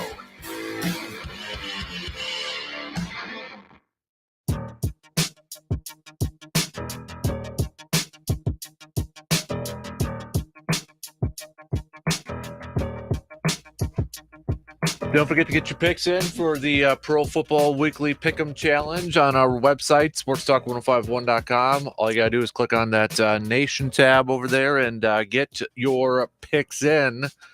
Remember, you got a good one tonight, Chargers and Chiefs for Thursday Night Football. Bob, you won't be able to watch it. So it's on Amazon Prime. So I know. Is it really? Yes. Oh, for goodness sakes. So you won't be able to. I don't think my antenna will get that. Maybe the rabbit ears. You won't be able to hear Al Michaels and Kirk Herbstreit on the call for the game tonight. So Kirk Herbstreit, now that's ESPN, isn't it? Yep. He's doing Thursday Night Football with Al. So he's College Game Day and now doing this. So we're all over the place. Was it a little bit weird watching Buck and Aikman on ESPN Monday Night Football the other night? Not really. No. I mean, they're together. They're going to call some football game. So not as many Cowboy games this year. No, or Packer games. Yeah, we won't hear them until December 19th. There you go. And the Packer fans won't be disappointed in that. One person who is disappointed, though, is Aaron Rodgers. That's his favorite commentating group. He mentioned that in a podcast. I guess, Packer fans, for whatever reason, and I don't see it. And I know people, how can you not see it? But Aikman and Buck, I don't see that they're anti-Packer so much, but there's more people think they are than think they're not. So for probably one of the very few times, I agree with you. So yeah, I don't have a big problem with them. So no, I don't either.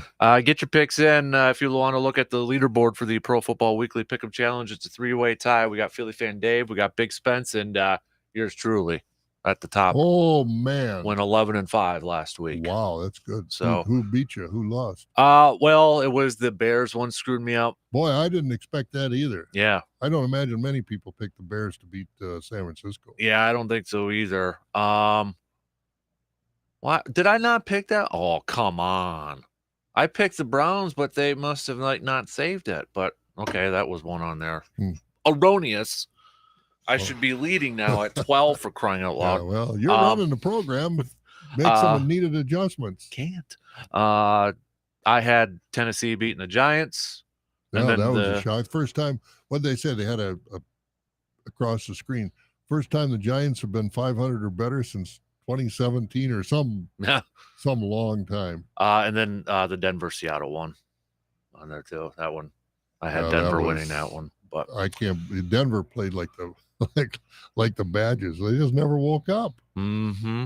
Yeah, and fumble twice down on the goal line, and the final decision. Yeah, that's man. A lot of people in Seattle don't like Russell Wilson. I'm surprised about that. They tried to trade him. Mm-hmm. So what do you think? If you're trying to be if they're trying to trade you, well, even a lot how of former welcome are you? Teammates, well, not the biggest fans of Russell Wilson. Well, I think he got the reputation out there that give me mine and you figure out a way to keep this team good. I think let me see if I can bring this up here quick, because I think this might be one of the more accurate assumptions when it comes to Russell Wilson and his time in Seattle. But it was McCourty on Good Morning Football yesterday kind of mentioned too that he had talked to people from that era, whether it was Richard Sherman, Cam Chancellor, and all that. But what he was saying and was kind of insinuating, they had a great defense and they ran the ball, but maybe they thought Russell got too much of the credit. And first of all, they don't win a Super Bowl without Russell Wilson. They don't go to back-to-back Super Bowls without Russell Wilson. Yeah. So whether they were a little jealous because he got all the credit, where they had the Legion of Boom and they had Marshawn Lynch, but you still needed Russell Wilson to get to that point too. Yep, no question about it. But all right, what do you got for? And don't forget too, we got the Survivor League pick'em, which I'm sure a lot of people were out after week 1 if they picked San Francisco against Chicago. I'm still in it. But. Well, that's good, and that would have been enticing to me if I'd have been in there looking at that. That's for sure. Mm-hmm. All right, here, and we've talked about this before, you and I, but preseason football, because of I'm the biggest fan, you know that. So, I know you are, but because of the 2 years in a row, the way the Packers have started the season, again, and I talked about this before, and you and I have changed some of the rules for preseason games because, like I said, put the quarterbacks in red so they can't be hurt, but let them get into a game-type situation, even though they probably aren't going to be playing against the number ones, but they'll be in game-type conditions, and these receivers are going to be, again, with their top quarterback. Preseason games mean nothing. And and now so many of these guys aren't playing at all, they mean even less. So I'd say change some of the rules, like for the quarterback, he can't be hit, but at least they can play, because fans are still going to go to the games. There's no question about that, especially Green Bay. They're going to go to the games. And I think you get more out of the preseason because, you're very few people like you and think the preseason means something. I don't say it means something. I just like going to the game. Oh, okay. And I like watching the back end of the roster. And I don't think that'll change a whole lot. No, but I think it would give these guys, wide receivers, playing with a guy like Aaron Rodgers, even other teams as well. I'd like to see them change some of the rules for preseason games because they mean nothing. Nobody's even, once you get to opening day, preseason isn't even brought up anymore. I mean, it's just not. And it's that way all the time. I think they could make it more meaningful because right now they don't want to play preseason games anyway, and they're not, including the coaches. But I think it'd be more enticing for various reasons to change some of these rules. So as your receiver defer, change the preseason rules? Change some of those rules. I'll throw this at you. So, friend of the program, Peter King, in one of his columns a few weeks ago, had an idea for preseason that I think I could get on board with. We have all these teams like Green Bay did with the Saints, bringing teams in for scrimmages. Mm-hmm. What if we made it like that, where it was kind of like family night a long time ago when Buffalo came for family night. What if it was like that, where you got to see the starters? It's more of a intense practice. You see the starters go up against different teams. So instead of preseason games, you move those and you have like those practices in the stadiums and sell tickets like that. I don't think it would work because I don't think you'd sell enough. You can't put enough. Green Bay would. Well, Green Bay is an exception, but I don't think you could put enough value on the tickets to satisfy the owners. Yeah, I would agree with that. That was like the owners, but would just based purely off the idea though? If indeed, the quarterbacks, and you're going to put your team on. You're not going to hold out. Right. No, 25 guys. it would be a practice where, yes, those starters are playing, but instead of the preseason games, maybe you have a couple of those where you bring in another team another week, or you go in something like that. But I would like to have it under game conditions where you have your kickoffs, you play 4 quarters, and it's kind of game conditions. But I would have no problem with something like that. I think that's a revision of the preseason that I think is viable as well. I think there are a lot of opportunities here, but I just think preseason, it used to be they played, now they don't. I think preseason is going to be. It's so antiquated now, and I don't think they're keeping up with the rest of the season. They changed so many things during the regular season. Preseason is just something that's getting in their way. If the question is, if you're kind of referring to did Green Bay lose week 1 because starters didn't play in preseason, I would defer that. I would defer that because Minnesota didn't play any of their starters either. And they've got, I think if there was one correct answer, everybody would be doing it. I think there's something else going on, whether it's like ramping up to get ready for week 1 the last couple of years. And Matt LaFleur admitted it after the game. Like, yeah, it's a couple of years now where, we've gotten shellacked in week 1. Maybe it's something to where their ramp up is off or their mindset heading into the game. I don't know. But if the complete answer is not because they didn't play in the preseason. There's more to it. That's why I think maybe not mine, but Peter King's idea is probably better than what I'm talking about here. But, he thinks about this a lot more than I do. But I just think.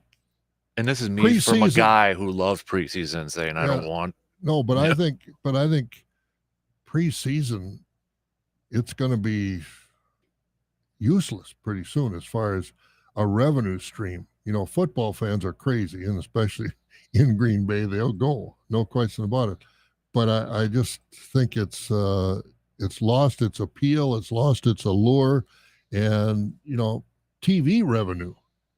They've got them on preseason games on TV, but who watches it? I don't know what kind of ratings preseason games get. But I think somebody did something and they still got higher than some NBA games. Oh, there's no question about that. But I'm thinking, but you can't rest on your laurels. You always got to be moving forward. And I think they've got to address the preseason in some way, shape, or form. I'm not saying they're not popular. I'm just saying I think they have to address it going forward because they're just assuming that because it's football, people are going to watch. I do think preseason currently does have some value, though, because we heard about him a little bit in practice, but like a Romeo Dobbs, is he out on the field right away without preseason? Oh, I think it's got value, but I just think it needs some upgrading or some changing, and obviously I just think if it requires a quarterback to go out there to play, you're not going to have owners come. And I'm not saying not every starter goes out there, but like with your red shirt jersey, you'd have to make it so they don't get hit because, otherwise nobody's going to want to throw their guy out there who's making $50 million a year and he can't play for the whole year. No, and I'm not saying I've got the answer. Peter King has the answer, but I think,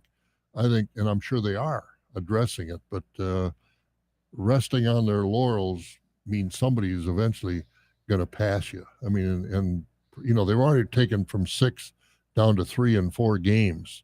Yeah, remember they used to do 6? Oh, 6 holy preseason. moly. Yeah, they used to have 6 preseason. Well, you had the Green Bay, you had the Bishop's charity game, and you just had all these games that were fundraisers for a lot of different organizations. And, I just think the preseason has been watered down so much now that it's, and they're just glorified practices to see that, like you said, the tail end of the roster. And I don't want to see the tail end of the roster, not at those prices. Yeah, I do. I did.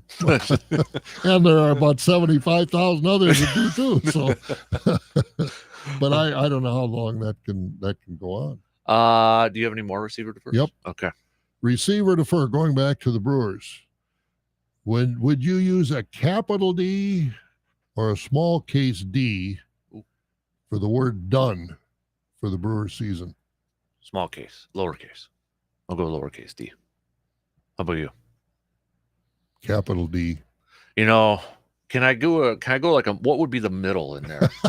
Would it be like maybe my 5-year-old trying to write a D? There you go. That would work. That would work.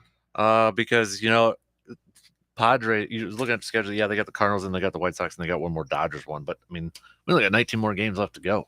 They just can't get any traction. Yeah. And I'm hoping against all hope, like they won that first game against the Cardinals 8-4. I'm thinking, now they're going.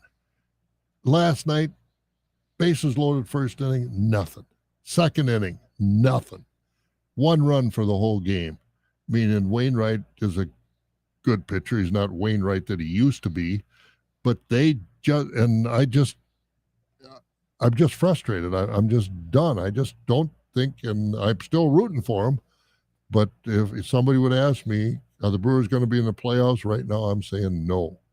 If I had to pick making it in or not, I would say no. That's why I'm using a capital D. Their season is done. But it's like, what's going to happen, right? They're going to win the series against the Yankees. They're going to keep us into this dang thing. I hope so. And, I hope they're right till the end. It's like a glass case of emotions here, high up. I know it. That's what I say. The first game against the Cardinals, they got me jacked up to where, okay, here we go, boys. Especially with a bullpen start, your first bullpen pitcher gets out in the first inning. Well, I heard you say the other day they're going to split split this with the Cardinals because of the bullpen game, but then they got Corbin Burns in the second game. Yeah, exactly. And they score 1 run. I mean, it's hard to win when you don't score 1 run. St. Louis has got a pretty nice offensive team. And if Goldsmith isn't a home run, Arenado hits a home run. I mean, it's just frustrating, but what game are you going to? Sunday. Do you know who's pitching? I have no idea. Well, you get to see Garrett Cole for the Yankees. Okay, that means there won't be much of an offensive onslaught by the Brewers. The summer of George, Jason Alexander's pitching for the Brewers. So you might see Aaron Judge get a couple. I'm just well, that'd be all right. I wish I was sitting in the outfield, but I don't think I am. The pitching Hauser's getting the first game. Yeah, and then it's Woodruff the second one. It's just been an indictment for this pitching staff. Corbin Burns has been, he hasn't gotten the success he deserves. Brandon Woodruff is good. He's had some shaky starts. Peralta has just been a horrible season for him with those injuries. Yeah. And then the rest of them have been in and out, up and down, and you really can't count on any of them other than Burns and Woodruff at times. Yeah. It's disappointing. And Drew Williams, though, as a closer, I think you have to be satisfied with his season. But in between, there's been a lot of ups and downs. Man. Yeah. So, all right. You have fun with that on Sunday there, big boy. Oh, we'll do our best. What's the giveaway? What's the bobblehead that day? Do you know? Oh, I don't know. Is there one? Should be. It's a Sunday day game, I would think. Oh, I don't know. Let me see if I can find that out for you. I got Willie Adamas for you earlier. You did. But I don't know who else we've got. Because, you missed out on the Giannis one by a week. I know it. I'd love to get Giannis in a Brewer uniform. Mm-hmm. And he wasn't there. He's playing basketball overseas. See what happened to him? Got kicked out. Yeah. And his team got beat by Poland or Serbia or somebody. I don't know. But Giannis playing those international games, and Greece didn't fare so well. Let me see if I can find out for you here in a little bit, so you can make sure you get there like hours early. Oh yes, I like to get there early anyway because I like to walk around the stadium and see what's going on. And it's just a fun stadium to go to a game. Mm-hmm. All right, I'm on it for you. All right, good deal. Oh, actually, you probably don't get a bobblehead. They're done with the bobbleheads. Are they? Like Giannis was the last one. Well, that's good because those are a pain in the neck to hang on to for the whole game. Oh, I mean, they are. You put them under your seat, and then I forgot my bobble, and I got to go back and get it. Hey, this is perfect for you, Bob. Oh, what is it? They're giving away Chia Pets? Close. Toy Tractor Day. There you go. It's Toy Tractor Day. Good deal. Who you going with? I'm going with my, in fact, later on today, I'm going to Minneapolis Airport to pick up my son who's in the Army, coming home on leave, and we're going to the Badger game Saturday and the Brewer game on Sunday. So I'll be my 2 boys. So it's, you already have your tickets, but it's actually military discount offer day, too. Is it really? Yep. But Toy Tractor Day with the Brewer logo on there. See if they give us a free beer instead. Yeah. Maybe upgrade your tickets. That might happen. Yeah, but yeah, you get a toy track. You bring that in. Oh, 12 and under. Sorry. Oh. Can you dress up as a 12 and under kid? Can you borrow a kid for a little bit? I'm only 12. I'm only 11 years old, but I'm 6'5". Where are the basketball coaches? We need a guy like that. He's going to be 7 foot. Well, darn it, that would have been perfect for you. Yes, it man. would have been. Oh, well, that's well. all Maybe right. a kid will forget one, and you could take it from him That's right. over there. I hope so. But it's a red tractor, and it's got the Brewer logo on the window. So good. Only 5,000 though. Well, that's fine. Will be fun. Always enjoy going. Always enjoy the games live are so much better than watching them on TV. It just is. Yep. All right. I think Jake's outside, so better go get him. Yeah, DNR warden Jake Bulks is gonna be joining us here for a little bit. We got the opener bow season. So any questions, hit us up with some text messages. 715-830-1912. Quick break. We'll be back after these words.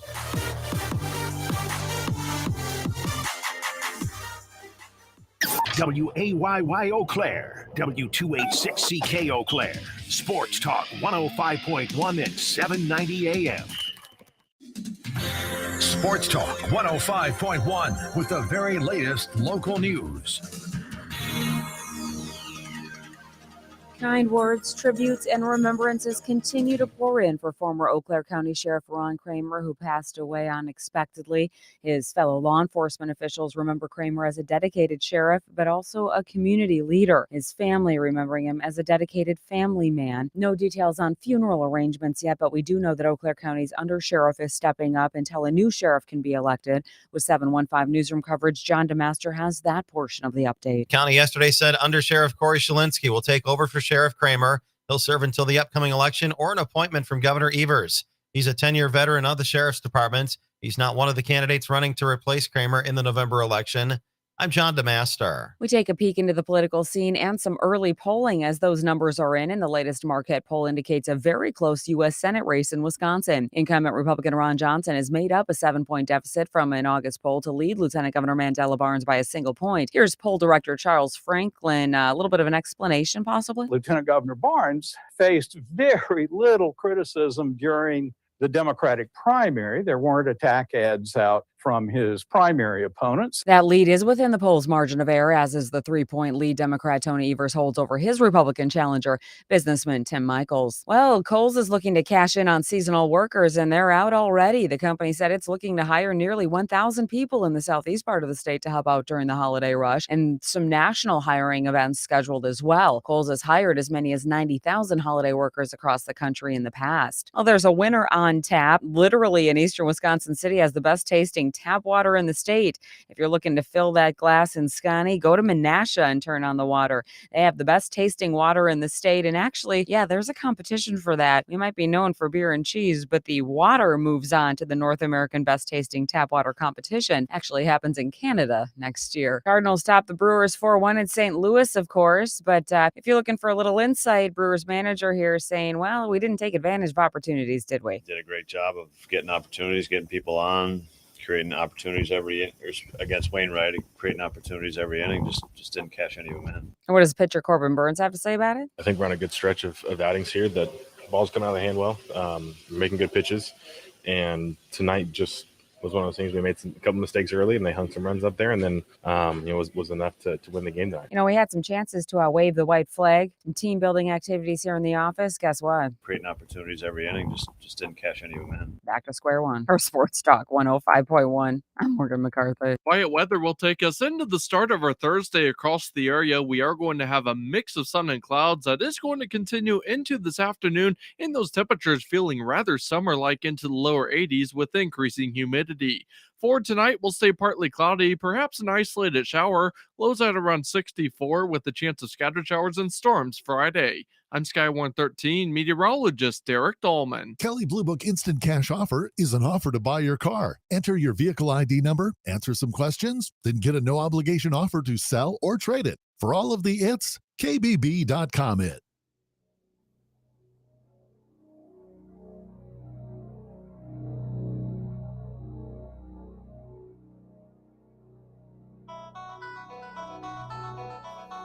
Welcome to the Dan Kasper Show. Yes, sir. Yes, sir. It's the show that features serious, thought-provoking sports talk and insightful sports commentary. You knew it! In other words, it's the show where they all talk a crap load about sports.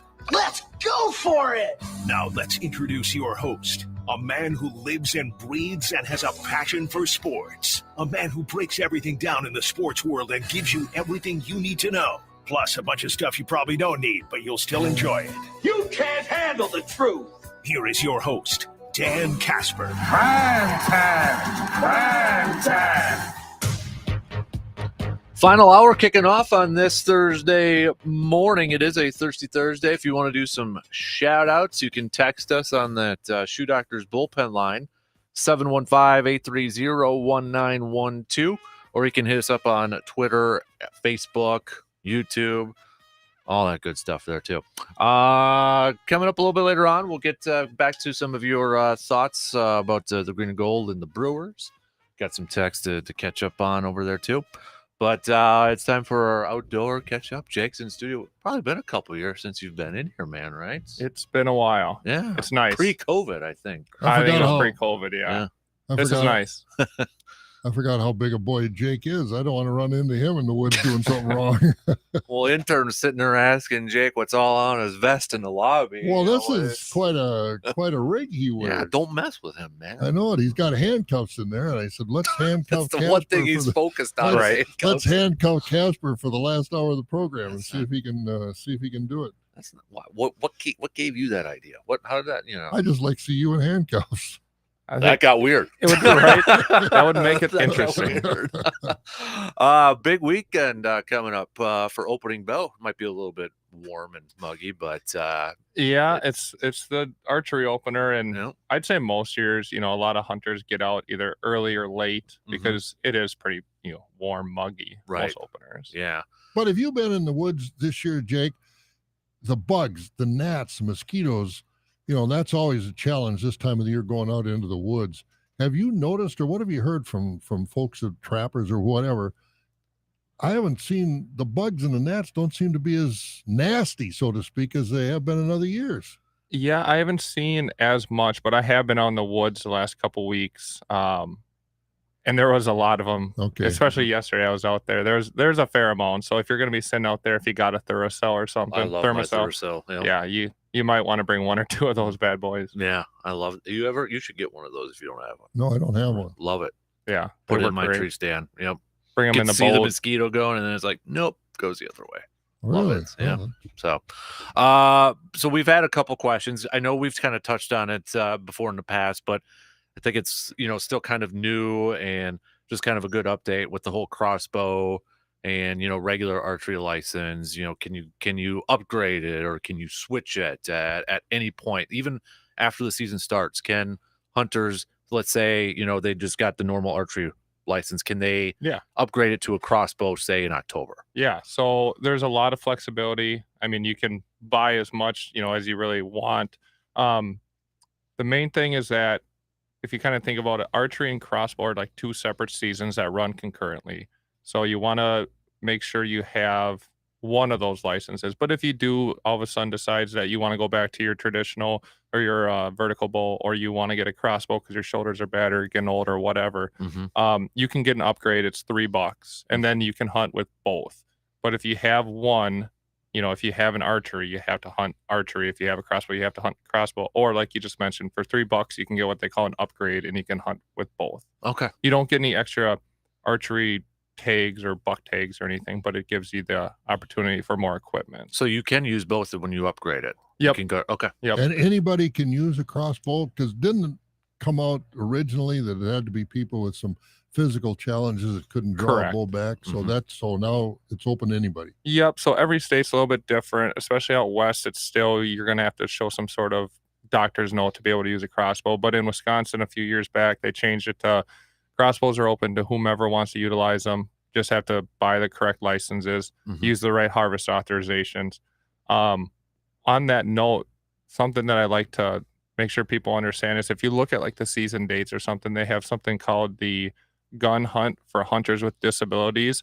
It's like a pretty specialized hunt where the landowner has to be a part of a program. The hunters have to have special tags and be enrolled in this program. And there's a lot of authorizations. It's not for just people with a disabled, like Class A disabled license or something.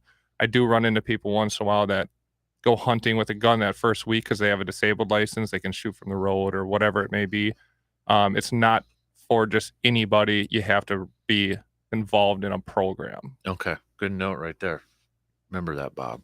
I will remember it. So, with the one thing too, that's a common question that we kind of got for this week too, is just kind of rehashing the baiting stuff, which is another big one too. Yeah. So like in counties that can bait, yep, they can't bait the whole time. It's like a day before, isn't it, or something like 24 hours. 24 hours, right? Yeah. No, So, that's a good point. So in the counties where you still can bait, it's 24 hours before the season, and it's only a limit of 2 gallons. So Okay. not 2 gallons every time you go out, and it builds up on itself, but 2 gallons out there at any one point. So if you go out there and your bait wasn't hit in a county where you can bait and you still have 2 gallons out there, you can't dump the new stuff. You got to bring it back with you. Okay. But for everyone probably in your listening audience here, Mm-hmm. it's for the most part, it's no bait. Which means no feeding as well. So if you live in the city and you're feeding deer with a mineral lick, or you're feeding the squirrels, but the deer are getting at it, that's technically feeding the deer. It's got to be inaccessible to the deer. So if you're in a no bait, the best thing to do is just kind of separate yourself from the deer when it comes to feeding, baiting. So I'm in town here, and I've got like bird feeders out there, and one of them's a flat bird feeder that's kind of open, and we'll put bread in there. I shouldn't be doing that. Technically, if you know the deer are utilizing it, then no. I've seen them up there. Yeah, technically you're supposed to pick it up. Yeah, don't worry. I have a stack of regulations. I'll have those handcuffs on before the program. Yeah, right, Bob. I'm coming over there after this. I didn't know that. Yeah, and a lot of people don't. Like I said, I have a stack of like regulations that just highlight the do's and don'ts of feeding wild game or small game with deer in like the city. I probably go to 1 or 2 residences a week and say, hey, just so you know, da da da da da. And usually the easy fix is you just move your bird feeders or whatever up to a higher level where the deer can't get it. Mm-hmm. But if you're in an enclosed backyard and the deer don't come in, you could throw corn on the ground for the squirrels or whatever. Right. But if the deer are coming in, that's where it makes it. How much of a smile, Jake, do you get on your face when you drive around in the country, obviously, and people have a sign on the road that'll say deer corn for sale? It is interesting, and there's nothing illegal about it. No, there's nothing. But it makes me laugh. Corn is corn. Corn is, yeah, right. I mean, and so for people coming from town, oh man, I'm going to buy some deer corn. Corn is corn, people. It's a great marketing. It's tool, a great maybe. marketing scheme. Every time I see that, I laugh, and I wonder what kind of reaction you get. You ever pull in there and ask them, "Let me see your deer corn"?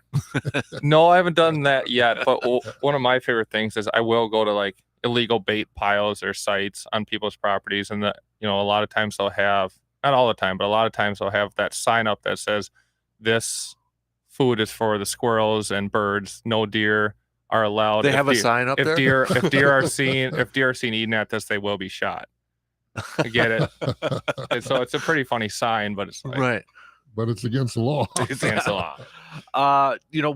With there was a question too I had with you mentioned going into bait piles, and somebody had asked this a little bit earlier, wanted me to ask you, can you opener, are you walking around the woods? Can you walk in any woods that you want, or is it mostly like if you got suspected activity or something like that? Yeah. So without going into the fine details, but as a law enforcement officer, it gives me the opportunity to go into open fields, quote unquote, to go onto properties if there's reasonable suspicion. I think there's a violation or there's something going on.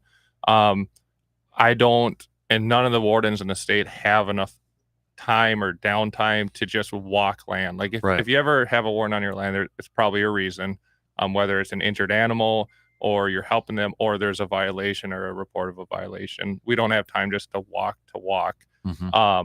So on the opener, sometimes some of us might be out there like making contact with people who we know are in violation or whatnot. A lot of times we're all hunters for the most part, fishermen, whatever. We respect everybody's activities. And the last thing like I would want as a hunter is if I'm not doing anything wrong, I don't want someone ruining my hunt or coming in. So that's what we're going to show, that same respect. We're going to wait out by the vehicles or wait till they come back to the house, whatever, and make contact in the event that there is no violation. We don't want to ruin someone's opportunity if there's nothing wrong, you know.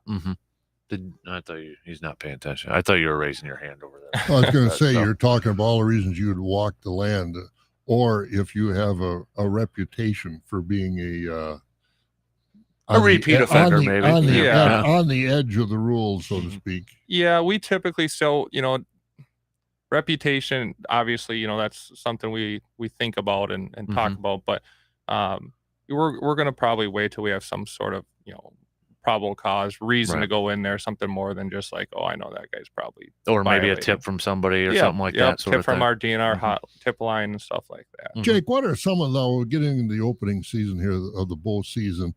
What are some of the, I don't know if I phrase this right, but some of the maybe innocent mistakes people might make, but yet there's still mistakes or violations? Yeah, that's a great question. And it segues kind of into just like everyone listening, remember, buy your licenses, go online, go to the Eau Claire Service Center, do whatever, get your licenses, because to answer your question, Bob, one of the number one things we see is people, either they are in the field and they don't have their archery or gun license or small game or whatever. They don't have a license because they thought they bought it back in May when they got their fishing license, or we follow up with them after the fact because they harvested a turkey or a deer or a bear or something and then had to buy their license after the fact, which is illegal. Yeah, I would expect that would be. Yeah. So a lot of people, with this new online system, I mean, it's still technically kind of new, especially in the history of our hunting culture. I'd say the most inadvertent violations are just like not having your licenses or not picking your doe tags, your doe harvest authorizations before you go out and harvest a doe or something like that. No, I don't have it, but is the license then when you buy it, is it say on your phone? If you would be out there as a warden, I need to see your license. Yeah, so there's a couple ways a hunter can show us how. So if you buy everything online, you can show a Go Wild card, and Dan's showing that to Bob right now. So But it's it like looks a like credit card. it looks like I compare it to like a library card. It's got a barcode and your customer ID on the back. I can scan that, and the barcode brings me to your DNR account on an app I have on my phone. Your driver's license does the same thing. We use the barcode. It goes to the app, and then so when you're, for most hunting, fishing, trapping now, as long as you have like a driver's license, a Go Wild card, something like that, that's all you need to show us. But in the event like you're bear hunting or you're sturgeon fishing or sturgeon spearing or stuff, there's still some hard copy like paper tags you got to print off at your house or Fleet Farm or something, and bring those out with you in the field. So every time we talk, I always mention the regulations. Here's my regulation pitch. If you don't know if you need something, if you need the tag or the Go Wild card is sufficient, just dive into those regs. They're online right now. Find out, what you need to do, because I ran into an individual this weekend, great guy, made some mistakes. He said he read the regs, but he told me eventually, he's like, I really only just read the shooting hours to know when I could shoot. He's like, I didn't read the rest of the regulations. And that kind of got him in a little bit of trouble. Right. That's why I've got actually a couple of these. I have one in my tackle box just for fishing, and then one in my hunting backpack. Because some people probably don't want to carry their license in the woods. No, a lot of people don't, just or in case on the to boat. lose it. Right. Yeah, exactly. So I got a couple that I carry around. Yeah, they're only $3. I think $3.50 with tax. Yeah, you can get different designs on there too, Bob. Yeah, So, good. No, that's a good idea, because I was going to say, if it's like tickets like Badger tickets now or Brewer tickets, you got them on your phone. Well, I'm not taking my phone into the woods. I know you can turn it off, but my luck, I'd forget, and all of a sudden it started ringing, and there's my game right in front of me. Yeah, that would be you. So that would be. But no, that credit card type of thing, your library card, that's a good idea. That's nice. Yeah, and when in doubt, just go to anywhere they sell licenses. They should have the machine to print it, and you can print your hard copy fishing license, deer license, bear, grouse, whatever. Do you find a lot of issues, and maybe this is maybe kind of a hard one to figure out, but like, because you have a certain amount of time for you to register a deer too after you get it, right? I mean, 5 p.m. the day after the harvest. so do you find a lot of like where people just kind of forget they have to call in or go online on their phone and do it? Because it's fairly simple if you do it on your phone, you Yeah. just fill out everything. But do you kind of find that people like it blanks or they kind of forget about it and that sort of thing? And I do. Is it yeah. kind of hard to figure that out though too? Like, It depends. To preface it, I would say if anyone ever does have that moment where they harvest a deer, they go to work the next day, 3 days later, they're eating lunch and they're like, oh crap, I forgot to register my deer. Give us a call. The best thing you can do is self-report because we can work through that. If you just simply forgot to register your deer, everything else was legal, you had your license and you're just reporting that, we can work through that. It's when people try to hide it and then I find out or a warden finds out that you shot a deer 2 months ago, it's not registered, and then you lie. Maybe the lying and the trying to hide is where people get themselves jammed up. But if you're self-reporting, it works. There are people that forget. There's no doubt about it. I think the best thing to do, and I've talked with hunters about this, is like we have all these traditions, right, in deer hunting. A new tradition I think people should be starting is like registering their deer that night or immediately. Like make it part of the gutting process. Like you harvest your deer, you register it. You harvest your deer, you gut it, then you register it. Something like that, so then we don't forget. Because a lot of people do go home, they sleep on it, they wake up, they forget. By 5 p.m. the next day, they have to get it registered, and now they're kind of in a pickle. Yeah, I miss the times you can pull up to a bar and go register and have a beer. Well, pull it in your driveway, go get a beer and register it or something like that. Something like exactly. Something I'm with you. I like the old system. Yeah, every hunter, that's hunting. You with the congeniality of other hunters at a bar or restaurant or the gas station that's got a restaurant with it or whatever. You stop in there and see what I all got the Polaroid photos of all the registered ones there. Yeah. And didn't the old system, you had to register it by the end of the season, so not within 24 hours? Yeah, and that was the other thing I was going to mention. So when it comes to like gun deer season, we do still see more late registered deer during the gun deer season because traditionally it's during the gun deer season you can wait till the last day and register everything because they're hanging it up on the pole or something like that. Yep. But it's all for archery. It's always been 5 p.m. So what they've done is they've just condensed everything to 5 p.m. Almost everything to 5 p.m. the day after the harvest. So bears, turkey, deer, all 5 p.m. the day after the harvest. There's some other species like sturgeon where it's 24 hours, or sturgeon on Winnebago, it's like the day of. So there's some special stuff, but for the most part, the best thing anyone can do is anytime you harvest something, you need to register it, do it ASAP, as soon as you can before you forget or you get busy or something else happens. Right. We do have a fishing question to kind of switch gears here. Texter fishing question. I don't have a fishing license. Can I still help my child reel in a fish if she's having a hard time doing it, even though I'm not fishing, but she is? Definitely. So we're not going to make people get licenses or ding people if they don't have a license, if they're helping their kids or helping their grandsons or whatever the case may be, whoever they're helping. As long as you're helping someone and you're not the one that's actively like casting and retrieving, you don't need a license. But if you need to use a little Scooby-Doo pole to get the pole out a little bit further for your kid so they have a chance at catching something, go for it. But if the kid runs away or they're sitting down and you're over there casting retrieve, cast retrieve, cast retrieve, well, now you've kind of crossed that line. Right. Exactly. Good point there. That's a good question though too. It is a good question because there are a lot of people that think they need it to help or something. As soon as you touch a pole, you probably have to have a license. Yep. That's not necessarily the case. It's kind of the intent, and us talking with fishermen, we can very quickly find the intent. Or that's kind of the theme. Like after, a couple of years talking with you now, a lot of it is based off intent. It seems like from some of the stuff. What's the intent and all that? It's not necessarily all black and white, but you almost kind of have to figure out. You're almost like a human lie detector. Sometimes it seems like we do. Part of our training and something I pride myself on is like professional communication, pro-com. You learn it in college and stuff for a lot of different careers. Look what you guys do all day, but it is really important to talk with people and find out what it is, because I don't want to write a ticket to someone helping their kid. Right. Versus if someone is lying the other way, I want to be able to make sure they're held accountable. Yeah, definitely. Did you have?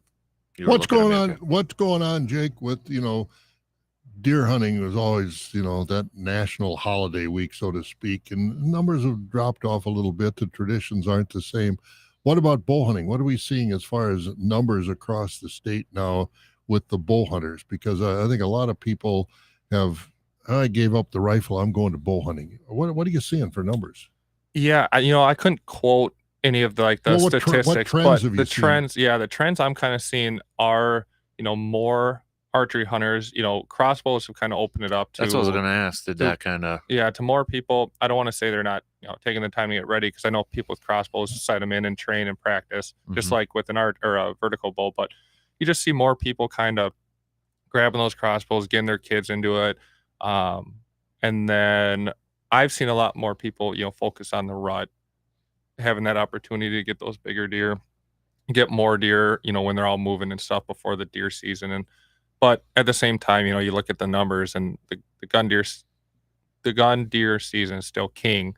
But you do see a lot more archery hunters and this and that, and that's good. Some people it's bad because of this or that, but at the end of the day, if you're out in the woods recreating, having a good time, maybe spending time with friends and family, that's good news for me. It's good news. I like that.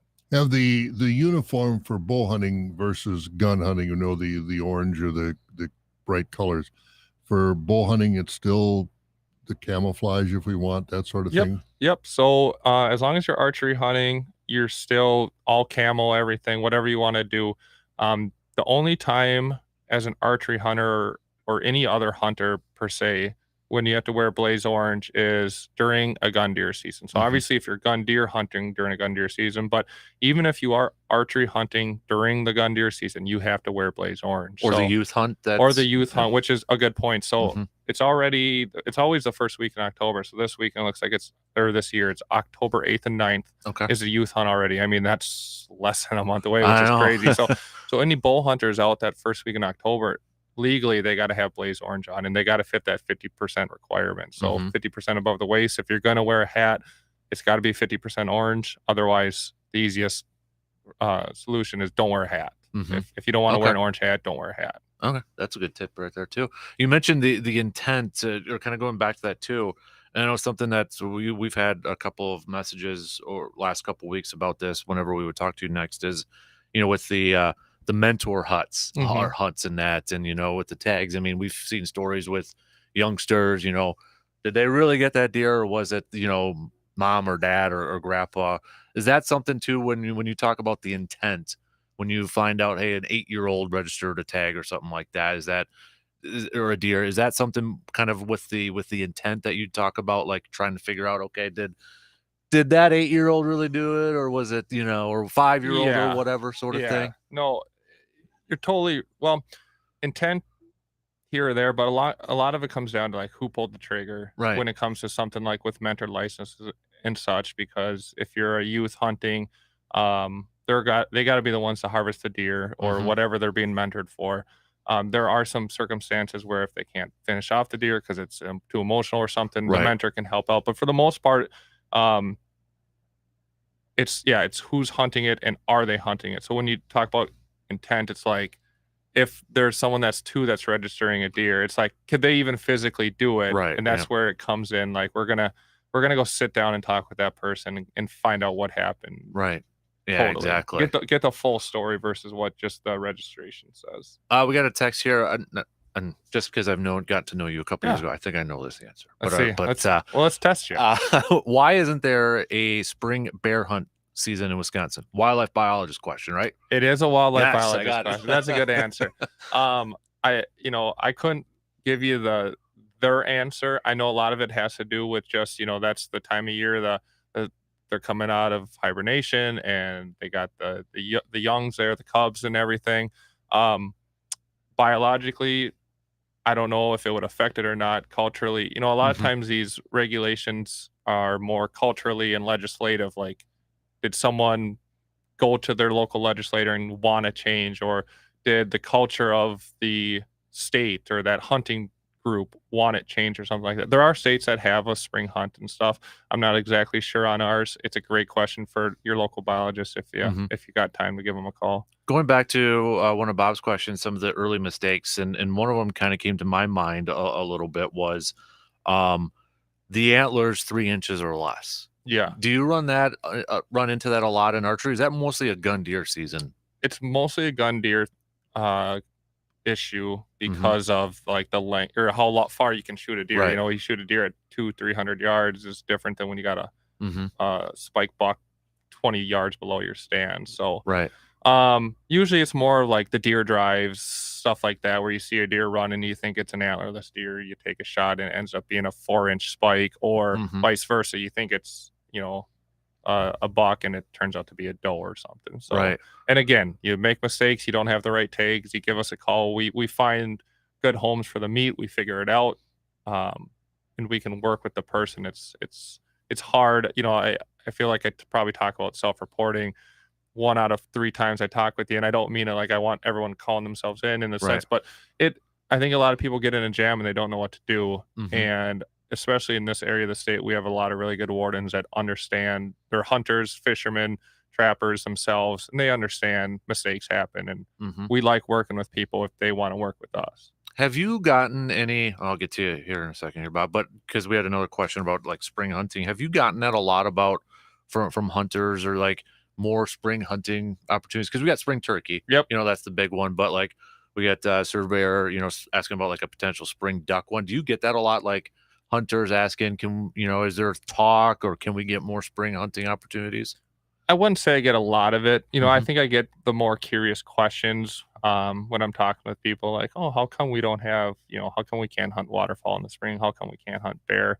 And a lot of it comes down to just like the biological component, the cultural component. And then some things like ducks are enforced or regulated by U.S. Fish and Wildlife Service or the federal government. So we actually have no say over the ducks. We basically just kind of utilize the regulations that they enact, and we turn them into a state law and follow those per their rules. Right. So Is that the same situation with geese? Because we got plenty of geese around here. Yeah, and like I was just reading some internal DNR stuff on our website about like all the seagulls that they're having issues with, like in Madison and stuff, and some of the DNR buildings. And right in it, they even mentioned like seagulls are protected by the federal government.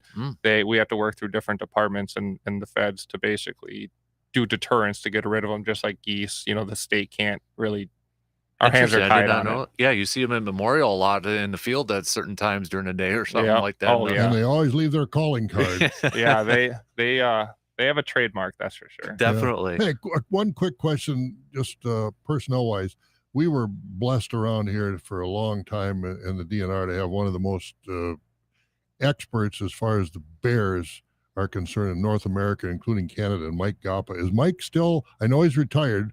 Are you familiar with Mike, and is he still offering help, consultant help?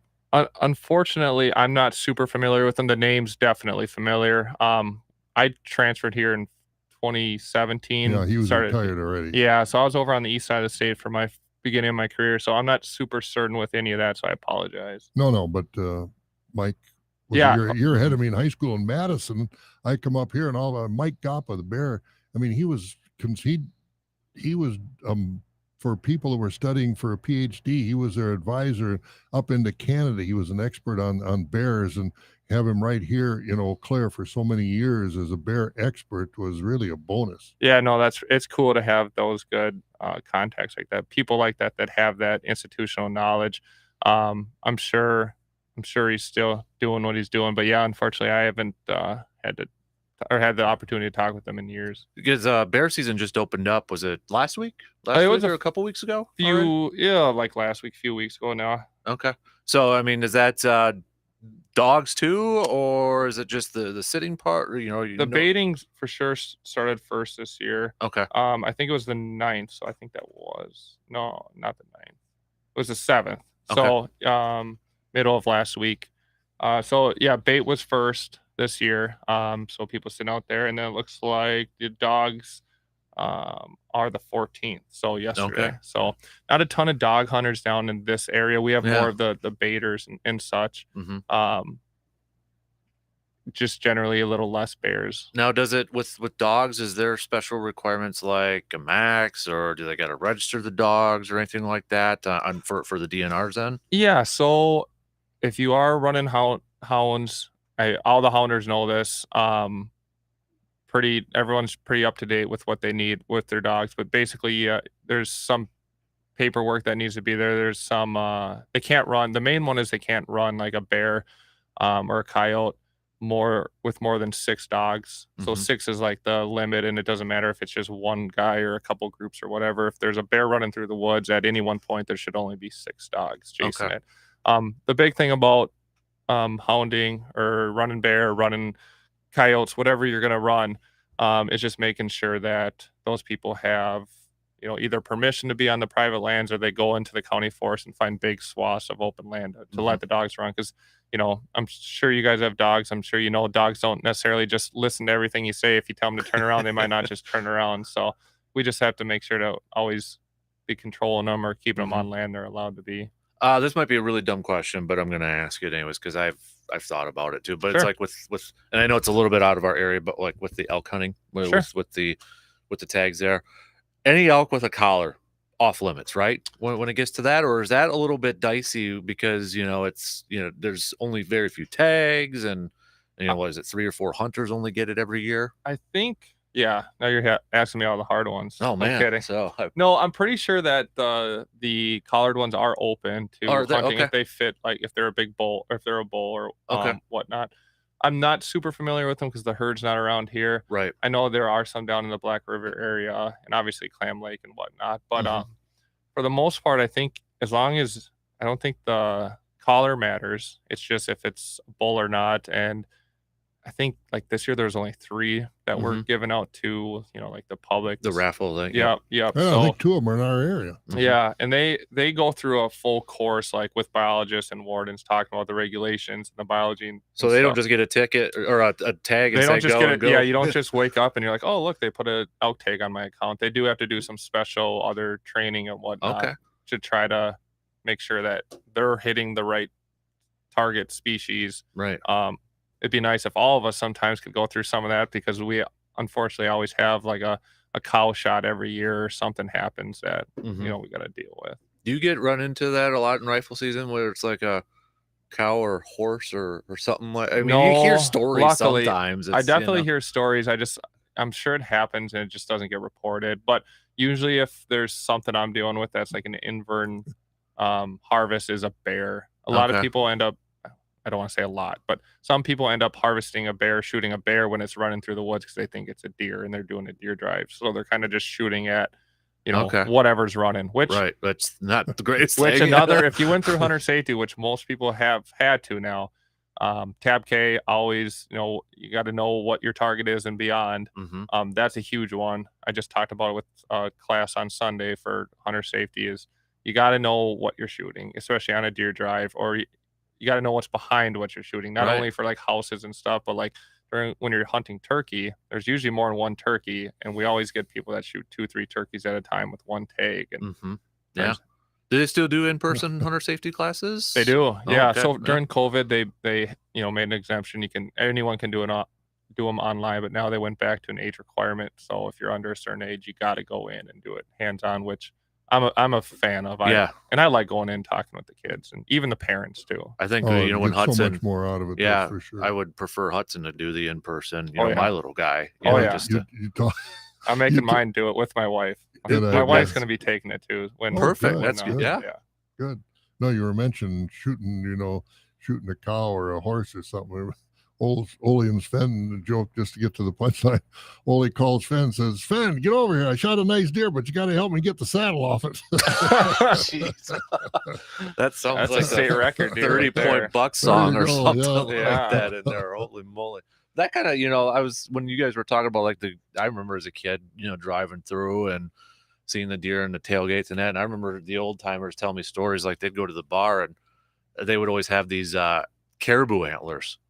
They would save them, but they would tie them to somebody's deer head. Oh, really? And people would drive by and just freak out like this is this big deer out there. And it's like they couldn't tell they were caribou antlers. But, it was a long time ago. But that's the stuff you kind of miss too. Yeah, it is. Deer hunting in Wisconsin that week, and I haven't done it for probably 20 years.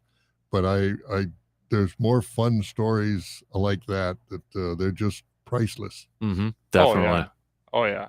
We have, I know one of our listeners too is out in Colorado, actually on a mountain right now, elk hunting. He said, so really, yeah, listening to you all the way out there. Oh, he sent a message yesterday. Oh, that's Philly pretty fan cool. Dave. So yeah, I know a couple wardens heading out there. I'm not gonna lie, I'm pretty jealous. It sounds like an awesome time for your listener. That's awesome. That's definitely a fun experience. And I know I've asked you this before too, but I think a lot of people just assume you don't have a lot of time to maybe go hunting or fishing. But you've kind of talked about you still get enough time to go out there and do some duck hunting, because I know you're into that. And Yep, that's one of the biggest questions I get. It's like, oh, since you're a warden now, you don't get to hunt, fish, trap, anything. And it's like, no, I still get to do it. It's just one thing that does stink is that you miss kind of those more, cultural or community traditional.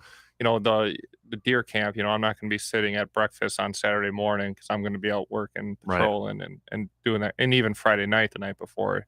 But so we miss kind of stuff like that, the fishing opener stuff. But the cool thing about that is the rest of the week, the rest of the season, we have a very flexible schedule. We have opportunities to get out and do all these different things. And I tell most people is that I actually have got more into different hunting, different fishing, having more opportunities than I ever have when I became a warden, because now I have a schedule that I can kind of work around. So what's your dream hunt or dream fishing trip that you would? Now we're getting a little personal here. No, I like it. I was actually just talking with a buddy about that last night, because we were talking about the elk and this and that, and we're trying to figure out what is that dream. And the more and more I look into it and think about it, is potentially is probably going out and getting into elk hunting a little bit more and doing that. Not only because a lot of people, some people do hunting for the trophy, right? Right. I like the experience, and something that I like about the idea of going out elk hunting is kind of like, I'm big into the boundary waters. Like, I love going out backpacking, turning the phone off, sleeping on the side of a mountain, looking at the stars, hearing the elk bugle, like that. That's pretty cool. Yeah. So something like that, I think is pretty neat. For the first time you hear an elk bugle, it is absolutely I'd never had heard an elk bugle before, and I was in Banff, Canada. Oh yeah, that's nice up there. And I heard this. What in the world? Well, that's the elk bugling. And I went out with some folks who were with us in the morning early, and I could see one elk with about 5 cows, and there was another one down the railroad tracks. And I took my tape recorder out there, and I thought, I'm going to see if I can record this. So I held my microphone up while the elk was bugling, and I let it go for a few minutes. And I said, well, I got to see if I got anything. So I rewound it, and I turned the volume up loud, and I hit play. And all of a sudden, I was a bugling elk, because this elk I could see about 150 yards away turned, thought there was another elk in the area. And the guy said, we better get out of here. I said, well, you start, because I know I can outrun you. but it is. And I still got that in my drawer, that sound of the first elk I ever heard bugle. And if you've never heard an elk bugle, it is something that you got to hear to describe it. Especially when you're close to them. It's pretty it's unbelievable. Kind of like a turkey in the woods. When you hear when you hear that spring early morning thunder, it hits you right in the chest. It's fun. I remember the first time I heard that, I was a youngster tracking a deer. Oh, sure. And it was the early morning, and all of a sudden I hear, I'm like, okay, I've never turkey hunted before. And I'm like, that was kind of the itch now that got started, was hearing that. And that kind of hits your chest right there. It gives you a quick adrenaline dump when you hear that gobble. Absolutely. And then when you actually can call one in, it's like, oh, I was addicted after calling one in. We got a really last second question here from another Dan. Is private land that's open to public hunting due to tax purposes classified as public or private? Yeah, so that question's regarding like MFL lands, VPA lands, different private lands open to the public, and those would be considered public because they're open to the public. Yeah, short and sweet. Those would be considered public. So you have to have your public land tag. I was gonna say, is that for like tag purposes? Tag purposes, yeah. So with that being said, so the tag numbers are out.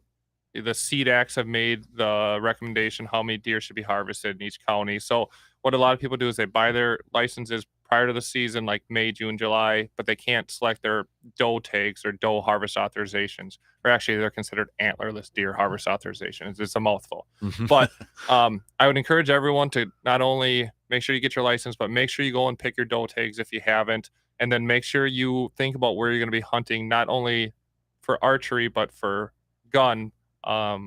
Because once you pick private or public, you can't change those. The only way to change it is to call, or not to change it. But the only way to get a different tag is to buy a bonus tag. And in a lot of areas, the bonus tag's already sold out. So if you think you're going to only hunt private, but then all of a sudden you go public or vice versa, you might be out of luck. And you do have to follow if it says private or public. The amount of times I get that question, like, well, do I have to? It's like, yeah, it says public. It says Eau Claire County public land. You have to use it on public land. Right. And be careful of trespassing laws in Wisconsin, because if I'm right here, land does not have to be posted to be private. And Correct. You could be a violator, right? Correct. So Wisconsin has some of the tougher trespassing laws in the country.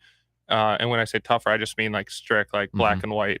It's if you don't have permission to be on that property, you can't go on it. If you have permission, then you can. Whether it's posted or not, whether someone else says you think they can go on there or they talked to the landowner 3 years ago, it's you have to have permission from the landowner or whoever managing the land to go on that property. If not, and unfortunately, that's the same with like the deer. Then when you shoot a deer, that's a good point. Yeah, really encourage people to meet their neighbors or at least ask them for permission to walk the property if a deer runs onto their land after being shot before they shoot the deer. Because once you shoot the deer and you want to track it, if it's raining or something, and now you got to go ask for permission, or you got to decide if you're going to violate and trespass, you can get in a jam really quick. So there's one thing, and maybe I'll do this little plug here. I don't get anything for it, but I downloaded an app a couple years ago, X Hunt.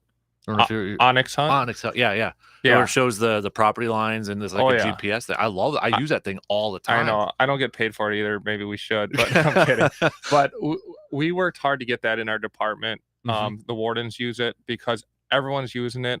So people can just send me waypoints of different things. They can just share it with my work phone here, and then I can just know GPS coordinates like that. So I love it. I use it personally.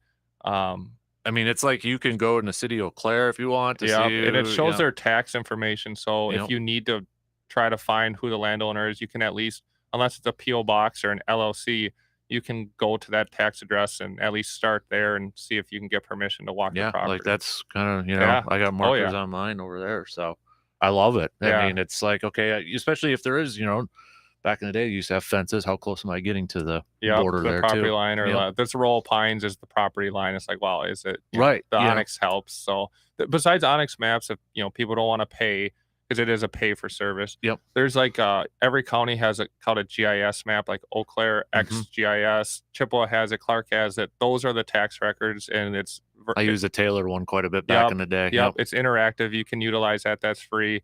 And there's other options. And as far as like those MFL VPA, those open to public private lands, we have a website, or excuse me, we have a page on our website that has an interactive map, and people can go on there and use the map to find these public hunting grounds on the state website in their area. So if that's another free option if people want to try a different type of land. Definitely. It's kind of weird how things have changed in the last 20, 25 years technology wise. It's crazy. It's like compass and, you're trying to measure the distance. I hate to admit it, but some days I don't know what I do with on my phone and computer for my job, Right. The old school wardens are like, they'll throw that stuff in the trash because they don't need that.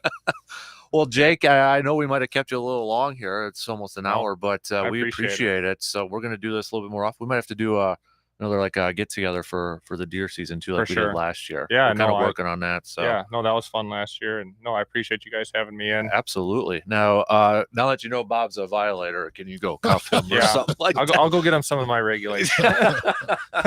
We did have a couple people texting. He's not intern Bob anymore. He's violator Bob. So, so if that's the worst I do, I should be okay. I think you're doing all right. Eat all my bread instead of sending it outside. Jake, appreciate it, buddy, and stay safe out there too. Yeah, thanks, guys. You got it. All right, we're going to take a quick break, and we're going to wrap up the program here in just a couple of minutes here.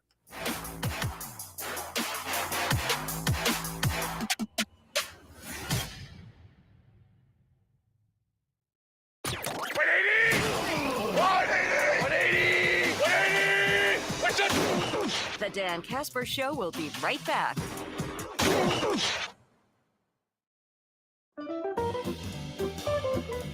Get ready to save half with half-off deals. It's a great way for you to get goods and services that you will love, and you don't have to pay full price. Start saving this Friday, September 16th, with Govin's Farm Corn Maze and Buddies on Board. Be ready with your credit or debit card and get ready to save with this week's half-off deals. For more details and to find out about all the savings, just go to aroundthe715.com. Football season is here, and if you're like me, it's got me thinking about the good old days. Friday night lights, touchdowns, cool fall weather, and those old sports injuries. Let me ask you a quick question. Are you still dealing with some pain from those old sports injuries? Is that pain still bothering you today? Let's change that. Start living that pain-free life. And you can accomplish that with the help from Chippewa Valley Orthopedics and Sports Medicine. To start living that pain-free life today, visit cvosm.com to get started. Do you remember the countless times when you were young and playing in the backyard, daydreaming of playing against or with your favorite athlete, or imagining yourself chasing your dreams and experiencing life the way you're supposed to? That's how we came up with a name for Backyard Dreams. Backyard Dreams is WAYY Sports Talk 105.1 790 AM's charitable entity. We have 5 main goals for Backyard Dreams: to provide and promote opportunities for anyone to have a chance to play, to help anyone overcome obstacles to chase their dreams, to help raise awareness for those in need, to help create opportunities for those to enjoy their passions, and to help those enjoy their life and create special memories. It doesn't matter if you are a child, teen, or an adult. Backyard Dreams wants to help anyone. For more information, success stories about Backyard Dreams, and if you know someone who could benefit from Backyard Dreams, just visit sportstalk1051.com and click on the Backyard Dreams tab. The VFW Post 305 on Star Avenue in Eau Claire, where breakfast is served 7 days a week, 7 to 11 a.m. And if you're looking for a Friday fish fry, look no further. Try the VFW Post 305 on Star Avenue. And after the Friday fish fry, stay for the karaoke from 9 to 1 a.m. Bands are back on the weekends at the VFW, 8 p.m. to midnight. And Sundays from 2:30 to 6:30 p.m., the DJ plays your favorite oldies hits. VFW Post 305 on Star Avenue, Eau Claire, where no one does more for veterans and their community. Does your business have a trusted financial partner you can count on? Hi, I'm Larry from Merchants Bank, a community bank that believes in building community by building businesses. That means we're here to be a resource and a sounding board through the ups and downs of your business. It's about a partnership built on mutual trust and respect. We want to know what makes your business unique and help you reach your next goal, whether that's hiring your first employee or expanding to a new location. If you're ready for that kind of partner, join the Merchants Bank family today. Football season is underway, so now is the perfect time to download FanDuel, America's #1 sportsbook. Just sign up with the promo code BET.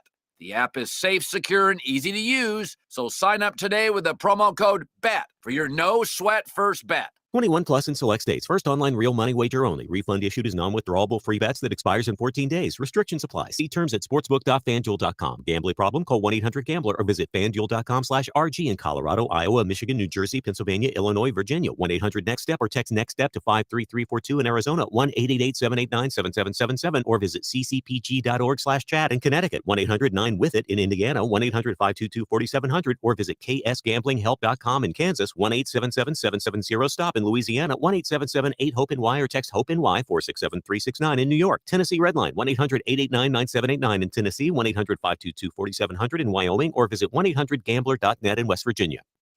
Wendy's new homestyle French toast sticks are so good, some are saying they're better than their moms. Perfectly crispy, perfectly golden brown. Try Wendy's new homestyle French toast sticks today and see if they're better than your mom's.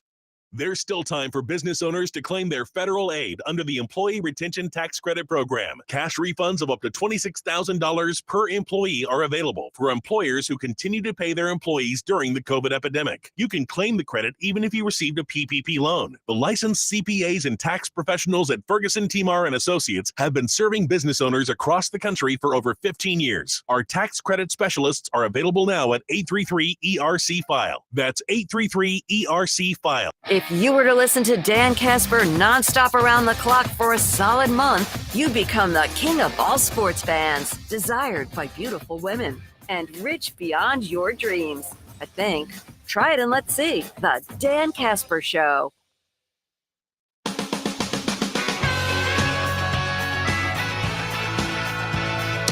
Again, big thanks to Jake for stopping in and dedicating an hour to answering your questions here this morning. So, well, a lot of good information to share because,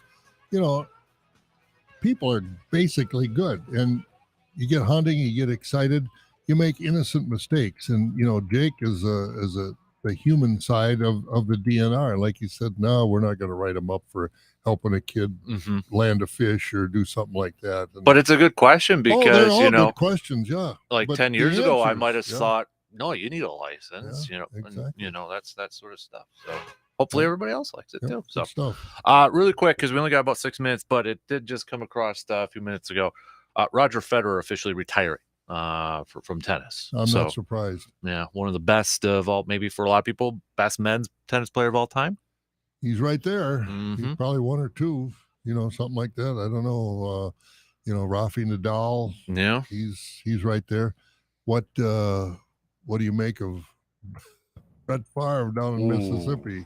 I don't know if you've talked about that much. But, yeah, we kind of chatted a little, and the thing to me is interesting is I'm curious because he's on a radio program in Milwaukee every Monday. Yeah, is that going to continue? The fallout from everything. I don't know, Exactly. but it's not good on the surface. No, and I mean, is this Pete Rose worthy of you knock him out of the Hall of Fame? I mean, it's. I don't think they would do that. I don't know. But is he going to get jail time? I don't. It's strictly preliminary. I don't know if he's guilty or what anything about it. But just the and you've heard of that before that he's scheduled so many of these speeches, never shows up, and he's still getting paid for them. And what kind of a scam is that?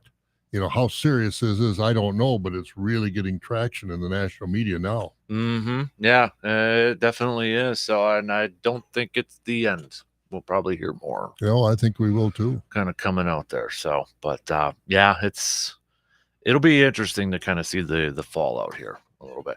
There's a video trending on I don't know if it's trending, maybe on Packers Twitter. I'm gonna try to save it and send it to our Dr. Austin Crow, but one media member yesterday was recording Bakhtiari on the practice field, and he's got a limp, and I mean it's noticeable.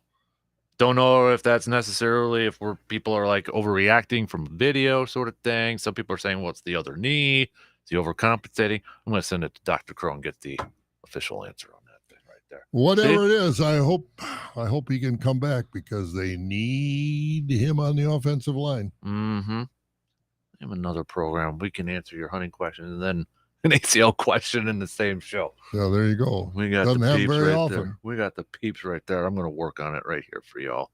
He'll probably be on tomorrow anyways, but I'm curious now. I just want to get the answer. So, because it's the thing with social media now, everybody's overreacting or, spreading stuff and all that. Doesn't anybody work anymore? Everybody's on social media all the time, and I don't think that's working. Well, some people, that is their job. Well, I mean, people that are professional bloggers or whatever they do, that is. But I would love to get paid to post stuff on Facebook and Twitter. Well, that's it's those TikTok people that make a stupid video and they get millions of dollars. Yeah, I know it.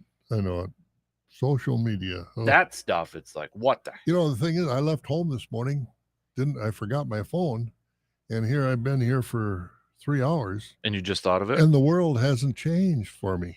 I mean, the world hasn't come crashing down around me. That you know of yet. That you know of yet. Yeah, well, that's true.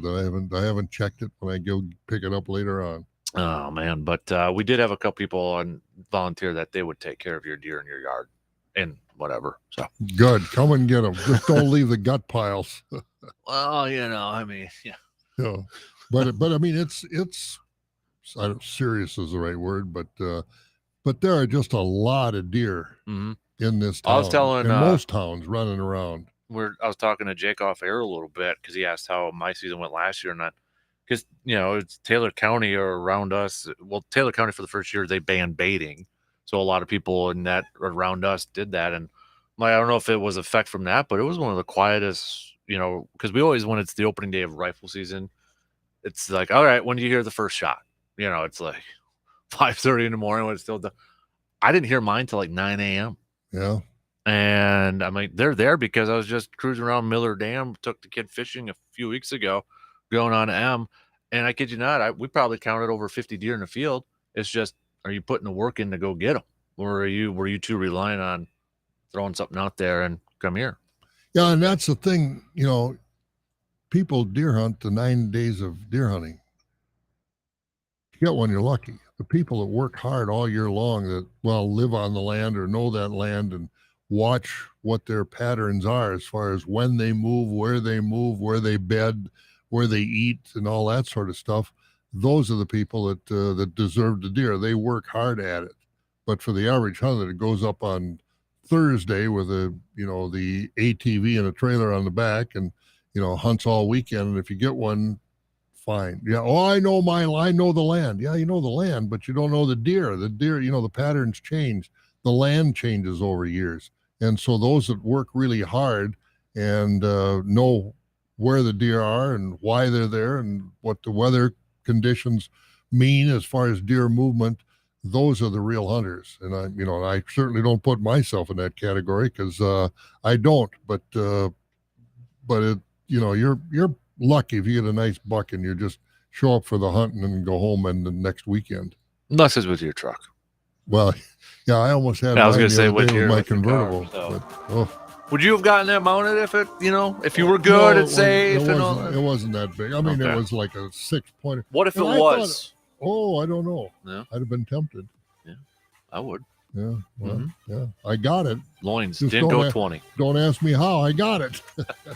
All right, DP and the Danettes are up next. Have a fantastic rest of your Thursday, everybody. We'll be back at it again tomorrow morning.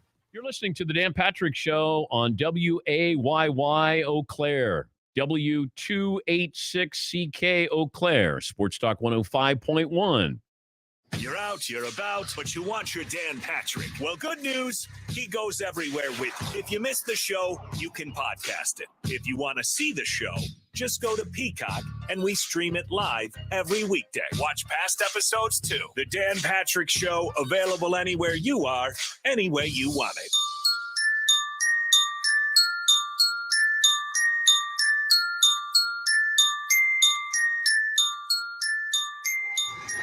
Welcome to the Dan Patrick Show. The number 2 overall pick in this past year's draft out of Michigan, Aiden Hutchinson. Do you hate Ohio State? I certainly don't like them. Hatred. I don't know. I don't hate a whole lot of things, but I don't like them at all, and I never will. So call that what you want. But yeah. Come on, Aiden. Stop being a coward. If this guy can say it, I hate Fritzy. So can you. I think you're a coward. Bringing you the biggest guests and best interviews. You know who I really hate? Nick Wright. I'm ready to go. I'm excited for this football game and for this nonsense that have been polluting my Twitter mentions and put them down in the dirt. Throws it into the dirt. Mahomes dirtballed it. Broadcasting from the Mercedes Man Cave, this is Dan Patrick. Hour 2 on this Thursday. Football tonight, and once again, get a head start. Trying to find the football game might be challenging. It's on Amazon. And you might have to ask your kids how to help you. When I get done with the show, I'm going to check in with my son and say, all right, how do I get this? Because I have DirecTV, and I think I'm going to have to watch on a tablet here. But come on. We can't let that. You're Dan Patrick. Come on. Maybe I'll go to a bar. There we go. Maybe I'll do that. You can come to my house if you want. Well, I did go to your house for Thanksgiving one year. Yeah. It was very nice. I had to work. I think I was doing Football Night in America. We always had a game. And Seaton and his wife, she was, your wife, Erin, was pregnant at the time. She was 8 months. Yeah. And cooked you Thanksgiving dinner. Yes. Yeah. And Seaton goes, I know. Seaton goes, well, you can come over here. And I go, okay. She was so pregnant that we weren't allowed to travel anymore. We couldn't take a long car ride. I got her on her feet. She's slaving over Thanksgiving dinner. Hey, Aaron, could you bring me some more pie in here? You guys on the couch scratching yourselves? Pretty much. I sat on the couch with Seaton's dog, Ruby. Yeah. And Ruby was a gorgeous dog. And I wanted Ruby to lie down with me. Like, I really wanted to bond. It was Thanksgiving. Seaton's in the kitchen. And I could just, I could almost hear his wife like scolding him. Like, why am I cooking Thanksgiving dinner? Why aren't we going to Boston Market and bringing something in?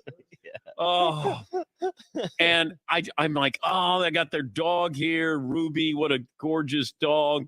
And Seton goes, hey, she's really friendly, And I go, okay.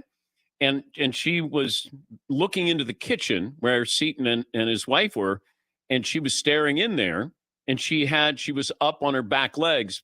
And so I pulled her front legs down so she would lie down with me on the couch. Wrong move. And she went the whole way down. It's like a warning, right? Oh, yeah. And I said to Seton, I go, your dog growled at me. No. I said, and I think he might have said, well, what'd you do? Yeah. I pulled her legs down so she would be lying down. Yeah, why do you think she growled at you, dude? I know. What the hell did you do that for? I know. But that was very nice. Very nice. My family was out of town, and so I went to. People are probably going, "Why didn't you stay at home?" No, my family wasn't in town. And my wife had 4 kids. She always made Thanksgiving. So what's the big deal? Seton's wife's pregnant. Yeah. All right, boo-hoo. Come on, let's go. Figure it out. Hey, this is a little underdone. Could you put it back in? Hey, I was ready for some coffee. If we could. She's doing the walk where she got one hand on her back. Just. Yeah. Just needs to sit for a minute. I could use some more butter. Yeah. Oh, my back. Could you decant this wine for me, honey? How do you not have whipped cream for the pumpkin pie? It's a little dry. Can't do it. I can't do it. Bloop, bloop. Yeah. That was one of those great moments because my wife goes, we don't want to leave you alone on Thanksgiving. I said, don't worry, I got to work. And Seton invited me over. Oh, that'd be great. And then she goes, but Erin's pregnant. I go, yeah. I'm like, so? Yeah, you made Thanksgiving. You were pregnant? Yeah, Paul. Do you remember years ago you did that show where you were with the SI swimsuits, like in Grenada or some country? You were down there with Brooklyn Decker. Wait, Brooklyn Decker. So you did the radio show for one day down there. Remember that? A little setup? Oh, yes, I do. You asked me to come down and produce it with you because, just to make sure everything went smoothly. Very thoughtful of you, Dan. Smoothly. I'll never forget that. Yes. My wife was due to give birth in the next 3 or 4 weeks. Yeah. And I ended up staying home because you said to me, if you're down there in like the Grenadines with Brooklyn Decker and whatever. Swimsuit models. Swimsuit models. And your wife's in labor, it'll be the worst story of all time. And they were naked. Like they were on the beach. More naked than my baby when they were as naked. But you're on the beach and you're going, they had this, I don't know what it is. It's like a big slinky, and they will pull it up. It's got curtains on it, and then they get undressed there, and like the cone of silence, just in a different direction. So they cover up the swimsuit models, and then they go on to the beach. Well, they don't have much on when they go to the beach, and so I thought, well, let me see what a photo shoot looks like, because I was always told it's not as glamorous as you think. And I go, well, I'd like to be the judge of that. I'm just saying, when Brooklyn Decker goes, it's not as glamorous as you think. And I go, I'd like to, as a journalist, I'd like to check this out. Ooh, it was glamorous. It was. I mean, it takes a long time to get to the Maldives. Maldives. Is that where you were? Yes. Man. So I go. It takes a long time to get there. I go private plane, and I go there, and I get to enjoy the weather, swimsuit models. And I remember I did the show. Brooklyn Decker was a guest, and we had Andy Roddick, who's now her husband. He had just gotten injured in China. I think he was at a tournament in China. We had him call in, and I said, hey, don't worry. I'm taking good care of your girlfriend. Oh, probably not the best thing to say. But Brooklyn Decker was very sweet. Her and Chrissy Teigen were great guests when they'd appear on the show.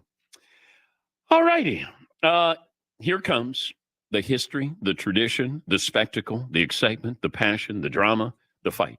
Notre Dame football, Saturday at 2:30 Eastern, only on NBC and Peacock.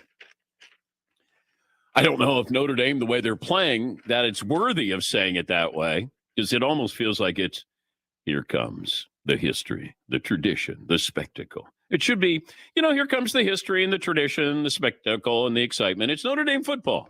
It's almost like, hey, at least we got the history and tradition, huh? We don't have the results right now. Don't. Oh, dear. Also, they had code words when you're on the beach with the swimsuit models. Pepperoni. Yeah. Pepperoni. So whenever somebody's top would come down, you would hear the word pepperoni.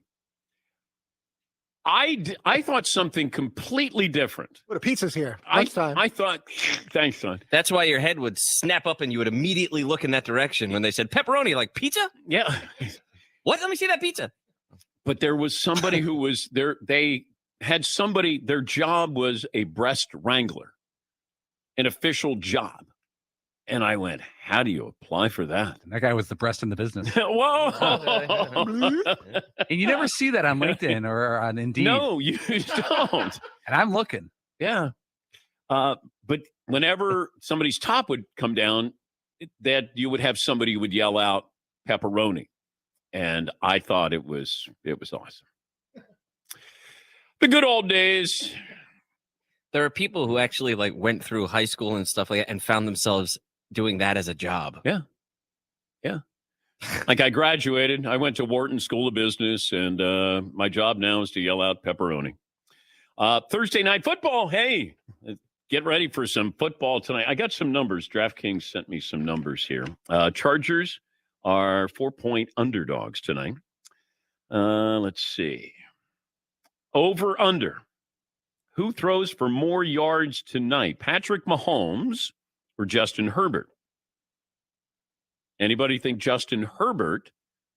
You do, Todd. I do. Okay, because they're going to be behind. He's going to have to throw more. Is that logic? Yeah, but here? they also don't have Keenan Allen, so maybe it's a stupid pick. But for some reason, I feel like Herbert's got something to prove on the road in Kansas City. Okay. Patrick Mahomes over under is 296.5. Justin Herbert's over under 282.5. Yes, Paulie. Yeah, this doesn't seem, these Thursday night games, when we come in on Friday, there's usually a lot of overreaction because it's a national TV game and pick a direction. Like, this doesn't seem like one of those. No matter who wins, both teams, they come in 1-0. They don't have big injuries. No one to go out of this game 0-2. I don't think anybody's surprised if Kansas City wins. I think it will be the margin. If they would win by 17, then all of a sudden it's like, there's still a little separation here. Now, do I expect Kansas City to win at home? Yes. But that doesn't mean I don't expect the Chargers to win when they host Kansas City. What if the Chargers win? Now, all of a sudden, it feels like that gets a lot of people's attention. And it's a standalone game as well. Because you go back to, the Bills when they played the Rams, it's like, man, the Bills are the team to beat. Josh Allen, MVP. Standalone game. And everybody cooled on the Rams. Standalone games. That's where you get reaction. And Justin Herbert going against Patrick Mahomes. Yeah, Paul. I hate to say it, but if Herbert balls out and Mahomes has I don't know if you should say balls out. Like, that's not something you normally say. That's a younger analyst. I'd be more figurative. Yeah, no, He's just auditioning for TikTok right there. What are you doing? Like, balls That's okay. out. Man, if he balls out, it just sounded weird coming from him. It did. Like Marv could say. Marv, would you say, man, if he balls out? If he balls out. Yes. Yeah, I think you got to say, you know what? If Herbert balls out, let's go. Okay. It's real. Oh, okay. When you find out who's who and what's what, if he balls out, try to. How would Klay Thompson say it? Oh, come on. Herbert balls out. He just show you some man's game. I always love when Klay Thompson is a man's game. Marv always, and it feels like Steph Curry and Klay Thompson speak the same way. It's very, we just play real hard. I think LeBron's feelings got hurt. Some man's game. Look, they're the same complexion as my son. Relax, guys. What is that, man? Now that I can't say. What does that mean? Back to you, DP. Back to you in the studio. If Herbert balls out. Back to you, Dan, in the studio. All right, Paulie, try it again. Well, one thing I was saying, like, whenever a guy like Justin Herbert has a monster game, I think we had this last year, week 1 or 2. Yeah. Do you remember Herbert had a monster game week 1 or week 2? And then there was a topic for about 3 days. would you take Justin Herbert over all quarterbacks in the league? And I think it was based off a standalone game last year. People did 2 days on that. So that's the one to watch out for tomorrow. Oh, I thought you were going to do balls out again. If Justin Herbert balls out, I don't banana in the tailpipe. It just sounds a little weird there. Man's game. It's a man's game. That's what it is. Man's game. Y'all gonna get this podcast. No one believed in those guys. Can't believe they won. I know. Nobody did.